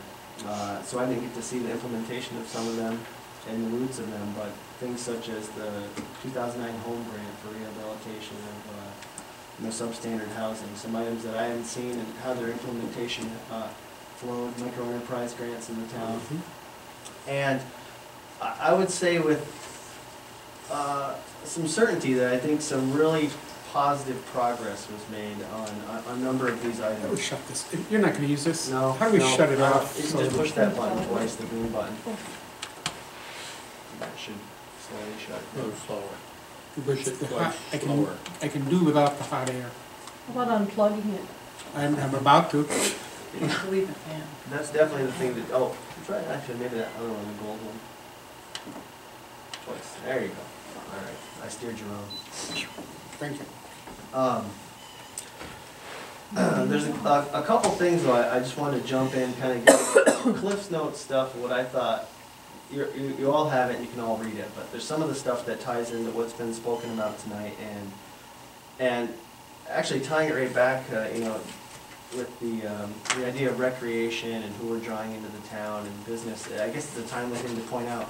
You know, the comprehensive plan kind of spells out that approach. And getting back to that chicken and egg thing, the American Planning Association repeatedly will put out another article in their magazine, another article in their magazine about authentic places and what's an authentic place. And you'd be surprised at some of the places that are authentic places that people are now moving to, you know, especially in millennial generation, you know, the newly graduated.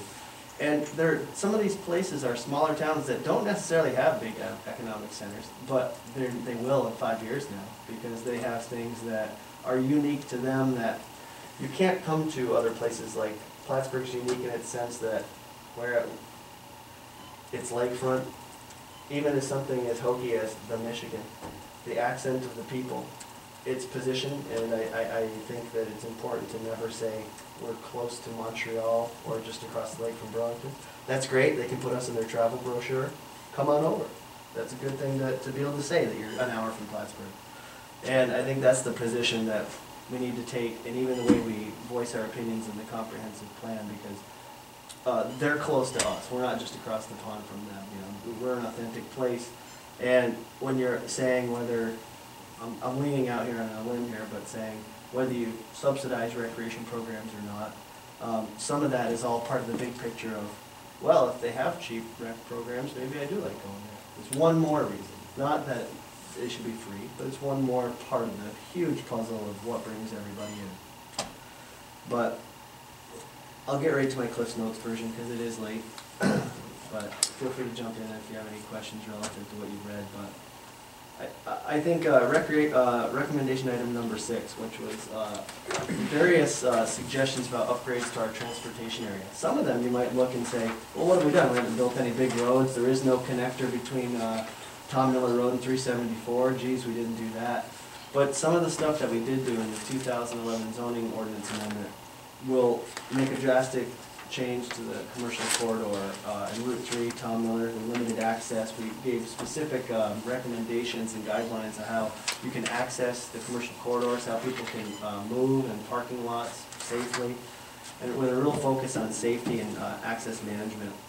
A big one was the town appointing the Complete Streets Steering Committee, which it's a committee of some pretty dedicated people that's just now beginning to have some impacts. And one of its biggest impacts is just simply putting the town of Plattsburgh on the map as the leader in this pedestrian, cycle-friendly movement. You know, we held the Adirondack Coast Walk Bike Symposium at the Clinton Community College, well attended by political leaders, engineers, you know, advocates for cycling. And what that did is it really kind of put the town of Plattsburgh at the forefront of that, so much so that the Clinton County Department of Health asked us to partner them. And so in 2014 and in 2015, the town planning department, in consultation with our Complete Streets Committee, helped develop the Clinton County Complete Streets Workbook, which was a direct model of the town's process. It gave examples of our resolutions, our policies, our pathway that lays out how a community can begin to implement complete streets.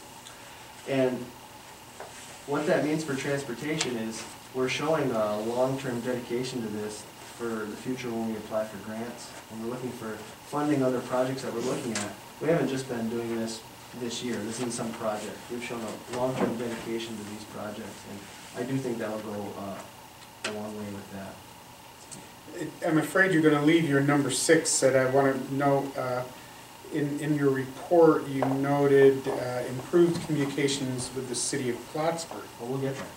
Okay, is that coming up? Yeah. All right, that was in 6, so I just didn't want to miss that. Yeah. Keep going then. But we will get there. And that committee's been around, the Complete Streets Committee's been around since 2013 now, so it's established itself. It's provided several resolutions to the town board for suggestions about improvements around town, all of which I don't believe has ever cost the town more than $1,500. I can't account for all wages, but signs were spent, some line striping done in-house by staff. These were small items that really make a big safety impact, but don't cost a lot of money. Phil's currently working on the Route 3 pedestrian corridor study with our committee, which will look at safety, pedestrian access for tourists and our residents alike on the Route 3 shopping corridor, and that'll be a very important product, I think, as well. Recommendation item number 7 was about preservation of open space. And, you know, that's not a very sexy thing to talk about a lot, but I think there was some really important stuff accomplished here. And an obvious one was the acquisition of the Katyville Park, our most popular park in the town. That was a recommendation of the 2011 recreation master plan, achieved. It had to be achieved, but it was achieved. And that was very important, and I don't think it should be downplayed. There's a lot of resource for the community in that. One thing I think is even more important, and Mr. Wood had a hand in this as well, is this is a legacy item if it stays around, but the rezoning of approximately 13 miles of Saranac River waterfront as land conservation district. And that has, I think that's something the board and the committee and everybody should be proud of, and that was a direct, it's recommended, preserve this open space, we did it, and like I said, it's a legacy type of thing. 13 miles, that's a lot of waterfront. Protected from environmental degradation. It limits not all development, but high impact development. So I think that's a very important thing.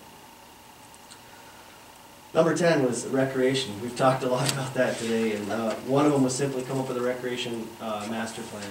That did happen in 2011. That's its own standalone document. I won't get into that, but it does its own analysis of what's available, and even in that document, it recommended doing surveys between the town and the city. And it's nice to be able to start stepping on these stones, walking forward. This was a recommendation, achieved. This was a recommendation, achieved. And you start to see, when we pull all this in this room with varied interest, how they all really tie together under the umbrella of the comprehensive plan. And a big one here is partnering with the Saranac River Trails Greenway Committee. The town has been actively involved in that, planning for the next stages. Phil sits on the committee in the city, which is another example of us combining our resources. But looking at the future of how that'll come into the town, we've partnered the whole time. And one nice thing to kind of click off on our list of to-dos was we partnered with the Northern Forest Canoe Trail to install the hand canoe launch on Lapeer Lane. There's signage now. That's a world-renowned blue water route that gets traveled yearly by people, and this is on their website now as one more place where they can stop. It's a great example. The average person in Clinton County is totally unaware that that's there, Yeah. but real canoe and kayak enthusiasts know it's there. 700-mile world-class route, and it puts us on a map for a certain type of people. People would want to come through there as well. And hopefully when we develop the local waterfront development plan and have Lapeer Lane as a future park, that'll be even one more gem in our crown. And speaking of that, the town was successful this past year in getting the grant, the local waterfront development plan grant, $25,000. We'll implement $25,000, up to $25,000 of our own funds, and develop a strategic waterfront development plan in the town, which will have a slant towards conservation, maintaining access to the waterfront, and hopefully developing our waterfront hamlets. Not quite down at the hamlet plan level, but identifying those resources. And here's a burning one to get at. Town and city cooperation. There's no doubt that if at all there's a tone, it's at least of melting ice and mutual respect. And that was probably started, the first event held here at the town was Team Plattsburgh. It was a good event, looking at, let's get our people in the room together. There's new breath, there's new wind. Let's just start talking. And we all know there's things that we can work on together. What are they? And at that event, we didn't dial them all in. We didn't come up with exhaustive lists of what we're going to do tomorrow. But in my opinion, which I've tried to state as fact in this document, was that it set a tone for what is now throughout this year, early 2015, already shown to be era of cooperation. And prior to that, when we did the Strategic Economic Development Master Plan in here, a very diverse group of movers and shakers from the region, that came up on every single chart, and some in a very strong way, to the point of where nothing would happen significantly until there was some better intermunicipal activity. Why come up with an economic plan if you can't get in the room? Yeah, so it's again, it's a nice sign some things have actually happened, that we're showing up in a variety of places as a need. And we followed right up on that with the rising tide raises all ships, you know, with a crafty name, but that was geared towards the city, county, town. And I think that most would believe that dug a little deeper. That was really, let's start talking about which ways we can open our pockets to each other potentially, you know, we're getting all needled for shared services, and how do we move forward with that? And it's still slow going, you know, to open up a pocket. That's not easy, and we can identify some ways to share, but it is still difficult, and I think we all realize that. But one thing we all do now, as you mentioned, the mayor is now regularly attending the supervisors group, which is a no-brainer. Why would one municipality stand alone and not be involved in Clinton County in the same way? As well as we have several members of, and usually at the staff level, but sitting on committees in the city members sitting on our LWRP committee, and you know, offering those opinions and a shared vision for the future, which I think is incredibly powerful and useful. I should add one other thing, and I'm just because I don't want to make a mistake. The county has casually had membership on that supervisor group as well. Colin Reed has expressed a strong interest, and our last meeting he was going to bring back to the county legislature the idea that they formally have a liaison to the Clinton County Supervisor Association, which he thought it was kind of ironic. They have a liaison with other counties, but with the municipalities within their own county, nobody ever did anything. So, but it's a great exchange of you know, information, ideas, and needs. So that group is even going one more step.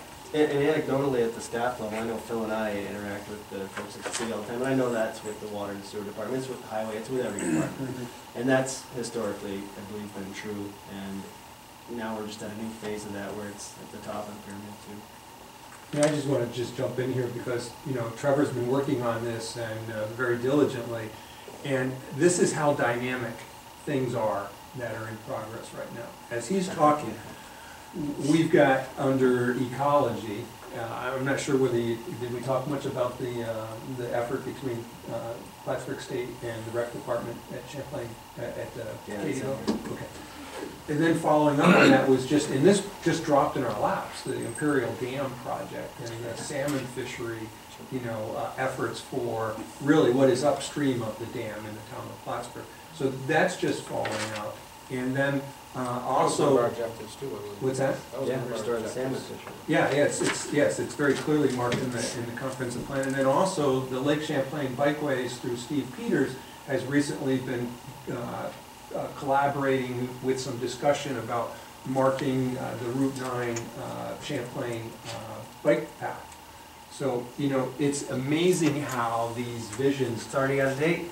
Are, well, the thing of it is that there's just ongoing, and it's really sweet when you can draw your attention to a document that says these have been identified in the community as being important. So when they validate what the staff's effort and your efforts are in terms of following a vision. I just wanted to kind of throw that in terms of how this document is such a living document. And you know, there was 21 recommendations here, so I won't exhaust you. I got one more that I thought was important because this one affects everything Phil and I do every day and everything the codes department does every day, and affects development in the town every single day. Amend zoning and subdivision regulations. We still need to do the subdivision regulations. I have no doubt about it. But we did amend the zoning regulations in 2011. Directly as a result of this, there's been some minor amendments since. But I think to point out one of the most drastic examples of how we identified what was right and what was wrong in zoning is appeals to the zoning board have dropped off dramatically. We used to sit in our meetings and Steve would read 13 zoning board of appeals, petitions for any number of things. Whether it were a use right next to a commercial use and there's a commercial use on this side, but this lot's not commercial. And that would happen all the time. It's dropped off. By the last 6 months, we see one item on the 2, maybe 3 on a busy month, and it's just shown that if you get your zoning appropriate, you shouldn't have appeals all the time. That should be for the exception. And it also shows that maybe it was done right because those uses are happening where we want them to happen and where people want to be. The industrial zone is in the appropriate place. That's where the industrial business also wants to be. The commercial is where the commercial wants to be, etc. You obviously didn't make a bad choice because no one's coming in to say, I want to have a commercial business in the residential. Still happens, it'll always happen, but it's dropped off dramatically. And many of the other changes were direct. There's the item in here for number 18 gets into each of those things, those recommendations and how we responded to them, including reducing a lot of our industrial area, which seems counterintuitive to some of the things today, but it was in areas where it was unsuited for development. It was previously zoned that way, and it really probably shouldn't have, or was overzoned. And we reduced those and returned them actually to residential. We gave this plan to the planning board. We wanted their blessing and their review of it, and to see if it also reflected their administration of planning and zoning in the town. They did approve, and they acted further to offer a recommendation to the town board to act on recommendation item 19 in the comp plan, which was to appoint a comprehensive land use plan committee. I specifically did not offer any recommendations in this. It was purely an assessment, as it should be. That's up for a comprehensive land use plan committee to make recommendations. This was just an assessment. And the planning department's belief was that this would be kind of a foundation document for them to start off their work. And so you have that draft resolution before you from the planning board. I think that's excellent, and I'll be on the committee, and I'd like Tim Palmer, I'd like to put Tim Palmer on that committee. And I have a lot more visions, so. Okay. And we have to appoint a local waterfront revitalization committee. Project advisory. There'll be some common people that might be tagged for both too. With the comprehensive land use committee, that's going to be lengthy. It should also be a smaller. We would suggest and recommend a smaller group. We had a large group last time. Well, That's important. This is not. Think of this as the precursor to your down the road, your comprehensive plan. This is kind of a good way to build a core committee that would then work with another group. The planning process for going into another comprehensive plan is financially probably still a few years down the road for the town. Isn't that what they're recommending? They're recommending what's in it's. Oh, to examine the progress. Mm-hmm. Yes. And that to make is, recommendations. That's really what you've done. according to the state, that's what To we a should be certain doing almost extent. every year. You could biannually, 2 years. You could have a comprehensive land use plan committee review this document, the comp plan, and provide recommendations of. They potentially could even draft I don't want to call it a addendum, but an update. These things have been identified where our course should be steered. For example, we spent a lot of time, and it was a hot issue, wind turbines. There's a large section here about wind turbines. There's not a single section about solar. And what do we, and I said this, and it sounds dramatic, but there's probably actually thousands of solar panels in the town of Plattsburgh. When you add up all the residential panels in people's backyards, on their houses, some out in Cumberland Head, literally thousands, and we didn't address it. Businesses. We have, the county's putting in a solar farm. We've got somebody talking about a private solar farm. Where's the county putting their solar? on the airport. But there's also a really unique Oh, thing. yes. We've talked about this a little bit, that between Montreal and Vermont alone, they have what's known as the electric corridor, you know, and it's a wonderful opportunity for us to encourage and to develop within our region. There's folks like Price Chopper that just put in an electric plug unit. There are several other businesses around town. That's going to bring a unique feature to our region, and it's not accounted for in these types of documents. As someone that kind of instigated this process, I want to first thank both of you for taking on a very lengthy challenge among all the other things that you've been managing. But I think, you know, what's really nice about this, and volleying it off to another citizens group, is that it continues the work of looking at it from a critical perspective and making those recommendations that help steer items to get out in front of us so that we can act on them and that they don't just sit there. So many times in every industry, in every business, you know, you do plans or you have mission statements and vision statements, and they're just sitting on the shelf collecting dust. Not only has this not been collecting dust, we are opening it up and saying we want people to write on it. Our town is not perfect by any measure, but this is a nice way for us to seek perfection by involving community members, business owners, etc., into driving this forward. So thank you. Anything else jump at you that you want to make sure and point out? Well, there is one item that you'll find blank, historic resources, and We have done some things in that too. we've done incredible things, actually. The reason I didn't want to add anything at this moment is because I know so much has happened well, and Jerry Bates, the town historian, and I have had just a hard time meeting up and getting a final, you know, cue of what I wanted him to have, you know, really good, proper input on this, because it's his area of expertise and he knows more than I do about what's happened. Some of it goes under the radar and even I don't know about it. I could pick off, you know, the top 10 list, Halsey's, you know, corners and our signs that we put up, lakes to locks. I know a few, I could have plugged them in here, but I want him to be able to provide that detail that the other sections were able to get. And plus the. And so we will plug that in. The trips that he's made and the presentations he's made in historical conventions and stuff on our area and getting people interested in it. I think that's another, and not just him, others, historians as well, but he's done really a lot in that area. Yeah, like I said, I tried to do my best in other areas. I didn't want to hack away at that. It's too important. It's one of our tourism draws. It's an economic draw, and it deserves proper attention. So that's why it's currently not public.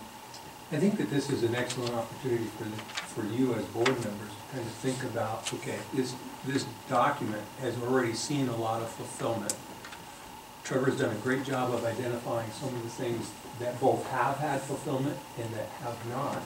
And maybe the creation of a good working group, and it doesn't have to be something that's really charged with doing a lot, other than maybe coming together and learning what the comprehensive plan process is, to build into maybe a little bit of, you know, refinement and tweaking of what may be neglected in here and making a recommendation to you, and then looking into this, you know, future process that the town will be embarking in somewhere in the next, hopefully 3 or so years, into a, you know, more formalized what we did back in 2008. Looking for some grant money in anticipation of that too.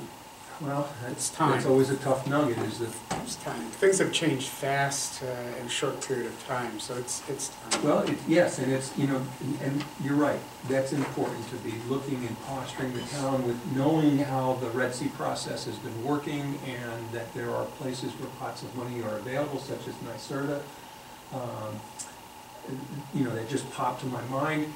Execution of the waterfront plan as we get that thing launched off, which I think there's a little bit of, you know, awkwardness in trying to get that committee up and running, which is going to have some aspects of comprehensive planning in it, but from a more specific view, along within this other committee. One thing that I'm beginning to see developing in the town under all of your leaderships is a real encouragement of citizen participation, you know, in committees, and at some point, you know, broadening out reaching out to more citizens in the community to be able to fulfill those working relationships that develop. I think another key component to this is something that Paul brought up at the very beginning of it, and that's the concept of the public-private partnership. You know, we need to make sure that we're looking at that when we look through this document. Where are those opportunities? Because grant money may not always be available, but there may be some very unique opportunities for us to glom onto, create, develop, you know, however you want to address it. So you may find that to become one of the major components for this town's success coming up in the future, is that concept. But I think that needs to be part of the charge of this group, though. You know, use that as a lens in which to review this document and to find opportunities for public-private partnership.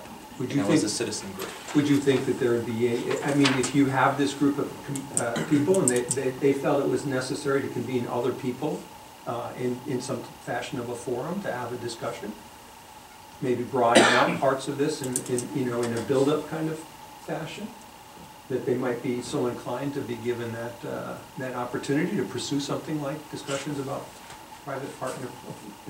public-private partnerships? I think there's opportunity there. I mean, obviously, there's going to be a town board component. I heard one board member speak up very quickly on his own behalf, but I would suspect that, you know, that's going to be an important part of the steering of this committee. Bernie asked me if there's anything else that kind of stuck out. It didn't at first, but I wrote at length about it, so it must be, it had been important. It reminds me now, especially the public-private partnerships, and then some ideas come back around that were good ideas, you spend energy on them, and okay, we did something good once. And part of this, under economic development, that section was, one of our, 21 recommendation items was, start a business incubator. We're probably not gonna do that. And that might be something that the committee recognizes and talks a little bit about. We hope TDC does that. But what we did is we lent out micro enterprise grants at our scale. And, you know, that was a great idea. And we lent out 8 grants averaging $21,000 for businesses that were going to, occupy the town and promote at least one job, sometimes several of those jobs. There was a few of those that developed 4 jobs. Small scale, but that's our scale for what the town can do. It's resource heavy. But Paul talked about, I think it was 80% of new jobs come from existing businesses that expand. And it could be the business of 2 that goes to 3 or 4, which is no less important. What's global got now? And also the power of a local dollar, where something like 70 to 80%, you spend $1 at Taco Bell, it's gone. You spend $1 at Chichaco Taco, hopefully it stays. Well, I think this is an important topic to include, but I think if you're talking about this review committee for this, I think you don't set it up as specifically dealing with one particular objective, because this is a very comprehensive plan that has many aspects to it. We have companies in this town now that have more than 200 employees. I can think of 2 of them that have more than 200 employees each. And I remember, writing insurance for those firms when there were less than 10 employees at those firms. We forget about small places. You could pick a local gas station that is easy to disregard as a local gas station. The wages might not be high, but they may have 20 part-time employees. You don't see it that way because you see the one person at the counter. When I worked in Burlington, Vermont, I could look out my window at Ben and Jerry's. They occupied a former gas station. So we need, Marty, we need our own Ben and Jerry's. My point of looking I'll at lobby for that one. Item number 1 was just about more help. Some old ideas are still good ideas. Even the home grant situation. Conceptually. Substandard housing. Those are hard to administrate, and they're resource heavy even on the number of hours to put towards them. But in the end, they can have an impact. Huge impact. One less blighted, a suite of less blighted homes, resale values that are higher, but they're hard to administrate, and it's about deciding how to implement them. But I see value in them. I think that any committee would see value in them, but it is recognized that they are hard to administrate. I think one of the first revelations, and I vividly recall you coming in the office when Trevor had his first draft, and he sat down and actually looked at the plan and looked at each of the recommendations. We had done something to some degree with all of them, and some we could really check some boxes off. Some need more work. Maybe some was a good idea then, it's not a good idea for the future. We need a new idea for the new future. And some it's a, you know, you did this part, now you gotta do the next, but there is no void. And you know, since I've been here, I remember many times going into Phil's office with conversation about something, and he would regularly grab his master plan off the shelf like it was some sort of, you know, Holy Grail? well, I was going to say Bible, and I said maybe I should say Koran, or, you know, I want to be correct here. How many should I? But it truly was the guide that drove the decision making, and that's a powerful document. I think a lot of things are evolving. To me, there's some common thread through the three presentations. I think as a board, do we tell our staff that we're encouraged by the direction? Do we redirect? Do we say, you know, our priority going forward is more involvement with economic growth development, more private-public partnership? We can't have our limited resources do everything. You know, what's the focus? And how do we determine what that focus is? And then what are we willing to do to achieve it? They look for a little direction and support, because they're not going to work on stuff to bring it back to us and have it shot down because it's not going to get funded. So again, I thank you for your work. It needed to be done, and I see no reason why we won't go forward with formalizing a committee to more formally, as a community group, do a review, which is the precursor to, and I think we want to work on the new master plan sooner rather than later. Like I said, a lot of things are changing. We have some insights. We have some needs. You know, I more than once have had conversations with Paul, and the same conversations I have when I go into businesses for a number of reasons about their ability to find quality employers, and is their business growing? Why are you here? There are some real common threads, and I think more, as much as we see a need and we want a partnership when we're looking for shared services, I think the private sector's got the same need right now. And you know, where can we put together all of our limited resources, not just intermunicipal, and help the region grow? And I think the town has grown a lot in the last few years, where we realize our growth and success will be driven by regional growth and success. You know, if the neighbors don't do well, we aren't going to suddenly thrive because they're collapsing. We have to pull everybody along. I'm encouraged by some things I see with a number of groups that I'm involved in that I think play well too. And I think we can be a leader in that. So you need to, you know, come up with some generalizations. We'll guide and we'll bring specifics in. We can't cover everything in these meetings. We can't ask all the questions. We can't get all the answers. It just won't work. This is why we have committees. We try to go to the committees to have those individual meetings. You know, we can't meet more than 2 anyway during the day, so it makes it tough. But keep the dialogue going, gather the information, we'll keep channeling it. Trevor, Phil, any further comments, thoughts as we leave your presentation? Well, I think that you were trying to indicate that the comprehensive plan may be an opportunity for us to try to pool some of these disparate parts, but I keep hearing, you know, quality of life. Why is it that we all enjoy living here in our community? What have we got to offer? And the comprehensive plan gets an opportunity to identify some of that and then try to work with those parts and see how it plays into this community exhibiting that quality of life in a way that people want to live, work, and play here. So that's the trick, is to try to go ahead and keep fleshing this all out and getting all the players together to work with one another. We'll continue to do our part on our side with your support. The only thing I think is that you don't necessarily have to have a small committee. You need to involve new people and bring in some people that are going to learn. And that's what happened the last time. We ended up with people that could work on the planning board and zoning board, other boards and have taken an active role in other aspects, through the Complete Streets Committee, et cetera. And they become very, I think, valuable contributors as citizens in our town. And I think that's the way to go to get other people. And if every committee that we have, you have to have expertise and you have to be on, you're not going to get those people to learn. And they're not going to know what we have. So that's some thoughts and suggestions. We'll continue. Anyone have any other comments? We'll move to a couple more items tonight. All right, thank you guys. Thank you, guys. Trevor hadn't felt well at all today, You might have heard me coughing. so a special no. thanks for Am I sat coming. next to you? Trevor, is there any of this that's yours we need to pull out of here?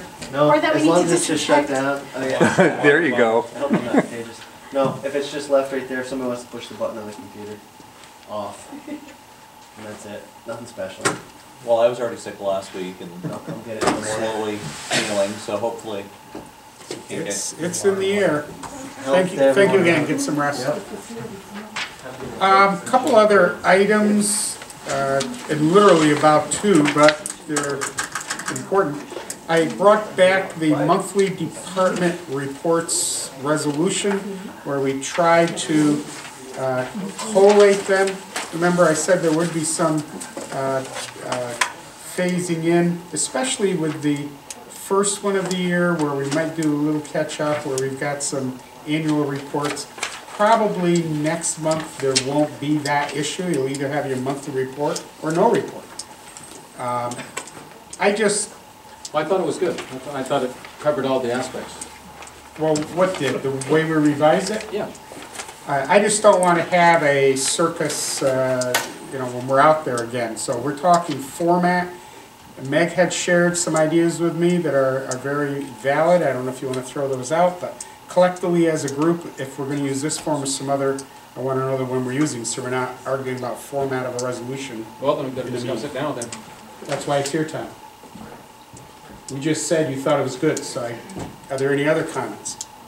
If everyone else thinks it's good, I guess we can roll with it, but I just thought it was kind of, I don't really see the need for a legend or a key with something this simple. If we could just simply put the 3-letter abbreviation of each month that the report is being filed. And if there is no report, just have it blank, and if it's an annual report, write annual. I mean, she's only gonna have to type out annual once a year. It's not like it's a big time consumer.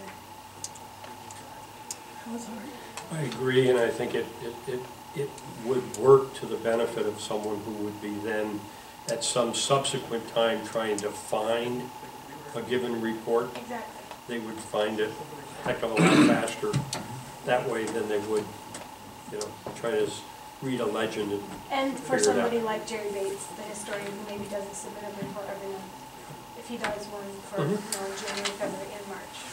Yeah. And just, I know Jerry was away, he has a family Right. matters, and, so that's, it's not unusual. Oh, yeah, because he's usually quite good. Yeah. I'm not opposed to that. I know that on the floor last week, I was trying to make a recommendation for a ledger because we were way into the weeds. You would have loved the minutiae. I felt like I was duck hunting. I know, I agree. So, but too long to right. actually. So I'm happy anything that simplifies it. So. All right, well, the only recommendation I've heard is that the change to what we have, we would simply put a letter for the month and leave it blank. If there's no report, rather than leave it blank, I put an X, because someone will think, oh, did they forget to put it in? X means we saw it, there is nothing, and that's it. A letter is January, Well, then you need a June, July. legend on Not a the letter, report just an that indicates abbreviation. Exactly. no report. What Meg was suggesting wasn't a legend. No, a letter, he said. Let- I think he I meant think I it. said The abbreviation, so it's not just J, because there's multiple J months. So it's the abbreviation for the month. Just we have limited line in order to have this format, so I 3 can't letters write would fit them on out. that line, I guarantee. That's right. J-A-N. 3 letters. and go on Three that line. small letters. There's a heck of a lot more on there. Are you sure you want to partner with us? You may not after you hear the rest of the meeting, yeah.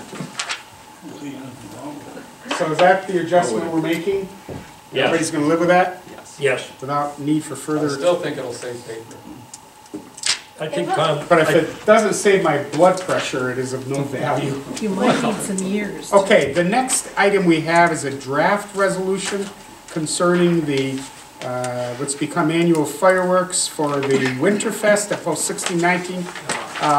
Rick has bird dogged this a bit for us, and as of this afternoon, Rick has indicated he has all the, and it looks that way to me, has all the appropriate signatures, all the appropriate insurances. We had a change because there was a error in the copy you originally had where they had the wrong date. They had the date of the fireworks as the 7th versus the 6th. We have a new document for that, noting the town is additionally insured, etc. Some of this is new as of today, so Jim hasn't reviewed it. We'd obviously have him review it. The fireworks is not far down the road. There's no advantage for us to delay. We always are after them to expedite the process. We've got it in front of us. Why do we wait a week? I would encourage us to pass this this evening, so Rick can issue the permit. You and then haven't go looked at forward. it yet, have you? I'm looking at it right this instant now. The only thing he hasn't looked at is He's the very two quick. papers that came today, which I can get to. You can still approve it pending the final review by the attorney. That's right. Unless we want to find reasons not to do it. No, just make sure we have the liability insurance, that's it. I have it. So that's my proposal. With that said, it would be number 44.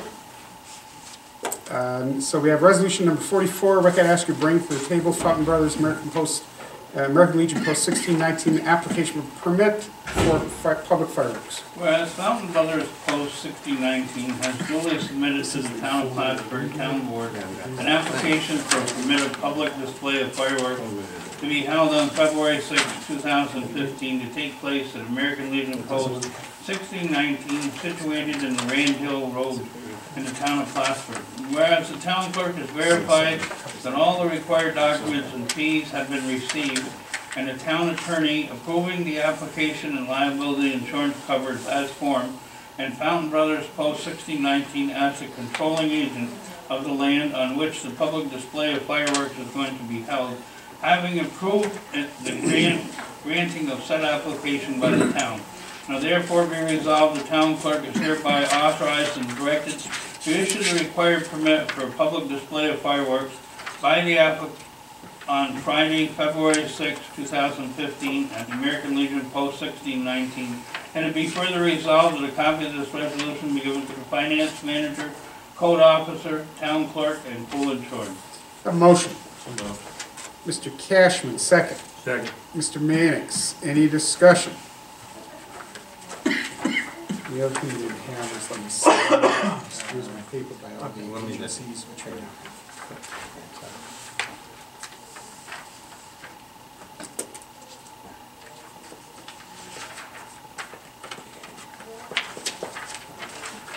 So the venue holding the event applies for the permit and an independent party puts on the show. Correct. Right. Any other discussion? Roll call. Thomas Wood? Yes. Mark Manning? Yes. Michael Cashman? Yes. Mike LaFave? Yes. Bernie Best? Yes, resolution carries. The other one you have is one we can do Monday, there's no urgency.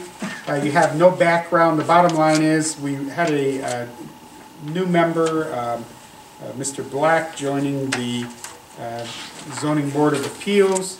And in placing his name in the list of committees, we realized we had the wrong date for Mr. LaForest. He was 1 year farther out than he should be. His appointment prior was through 12/31/18, and it should be 12/31/17.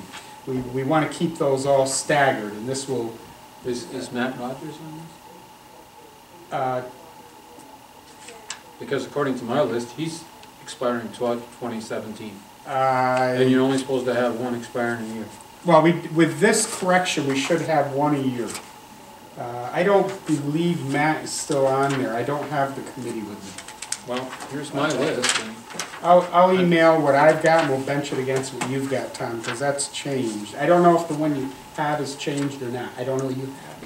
I don't have mine. Well, it says 2014. You gave it to us few meetings ago. Okay, I will get the one to you that we're working off, I'll get it to everyone, so you can see what we Because have. I've got 14 crossed off for Charlotte Mayhew. I've got 15, 16 was Roger Black. 15 and 16. 16 was Roger Black, right? Okay. He would have the one farthest out, Roger Black. 17. No, he's finishing a term. No, he's finishing a Roger Black's term. Blaine- Matt Rogers was 17 and Vassal LaForce was 18. Excuse me, is Roger Roger Black Black finishing a finishing. term, or is he taking a brand new term? I thought he was finishing. He We'll have to just check. got appointed, he's brand new. He's not But- finishing. Is he He might finishing, finish. is Mrs. Mayhew, is she leaving in the midst of a term, or did she finish a term? Hers finished. That's the issue. Brian Gessler. She finished, so it would be 5 years out. If she finished, you're right, she'll be 5 years. And that would make it 19. Okay, so then is Matt Rogers gone? You folks can go home if you want. Yeah, you don't really need to be You're being so polite. Sit through They this. like to be polite and sit through this argument. You won't learn. Bernie didn't put a shackle on you, did he, over there? Possible. One of those bracelets. Will somebody from the court come up and release you shortly? He stays at 18. Okay, 2014, Hold on a second.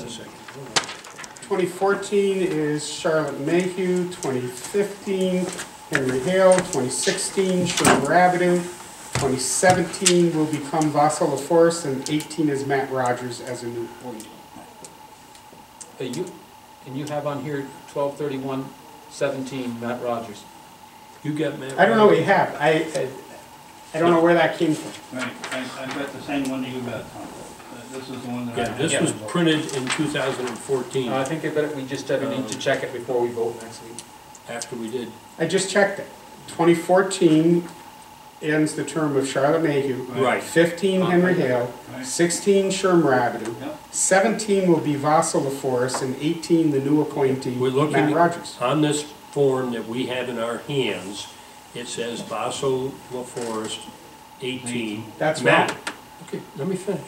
Matt Rogers, 17. Now, this is, you know, I don't think Tom printed this. You never Okay. know. I might do that sometime. I'm just, that's a good idea. I don't know, he's up That's to a a good lot of idea. stuff, you know? And look, I got out my papers that I He had, likes, and I he likes checked to it. watch your blood pressure go up, so I mean, I don't know. So I think we need to check The the resolution. records. This was done. That's what you've got. This was done in November, Okay. when we did this. Mhm. Go back and look at the resolutions then. I'm just saying, I didn't hear. Is that it for tonight though? Because you can, We can check it for Yeah, next time. that's, Okay. We'll deal with it. it's been checked and double checked, and what I've got are the ones as I noted, but we will check back through that. And when that was done in November, it was not done correctly. That's why we're changing LaForce to 17, then we have 14, 15, 16, 17, So 18. we'll, Well, just look at the resolutions. double that's all I'm check. doing. What's the one you're concerned about? Who that might be off? Matt Rogers? and LaForest. We were talking about double changes that have to be made. No, just one, LaForest going back to 17. The sheet that I've got, which is your original, has LaForest and Rogers both at 18. You can't have them both at 8, does it? No. No. It No, it has Matt Rogers at 17. And all I'm saying is, just check the resolutions, because I believe that There's two resolutions online. those dates. What's that? I don't remember, but it seems to me like there were two resolutions online, one for each one of those books. Yeah. Rick, can I hold on to this Yeah, you stuff can tomorrow? have that. We're fine. And we'll follow up on that. We'll deal with it Monday. And then we have a site plan return, and that's it. Anyone have anything else? No, I'm gonna give reports later. If not, I'm gonna call us adjourned at 8:34, 9:34.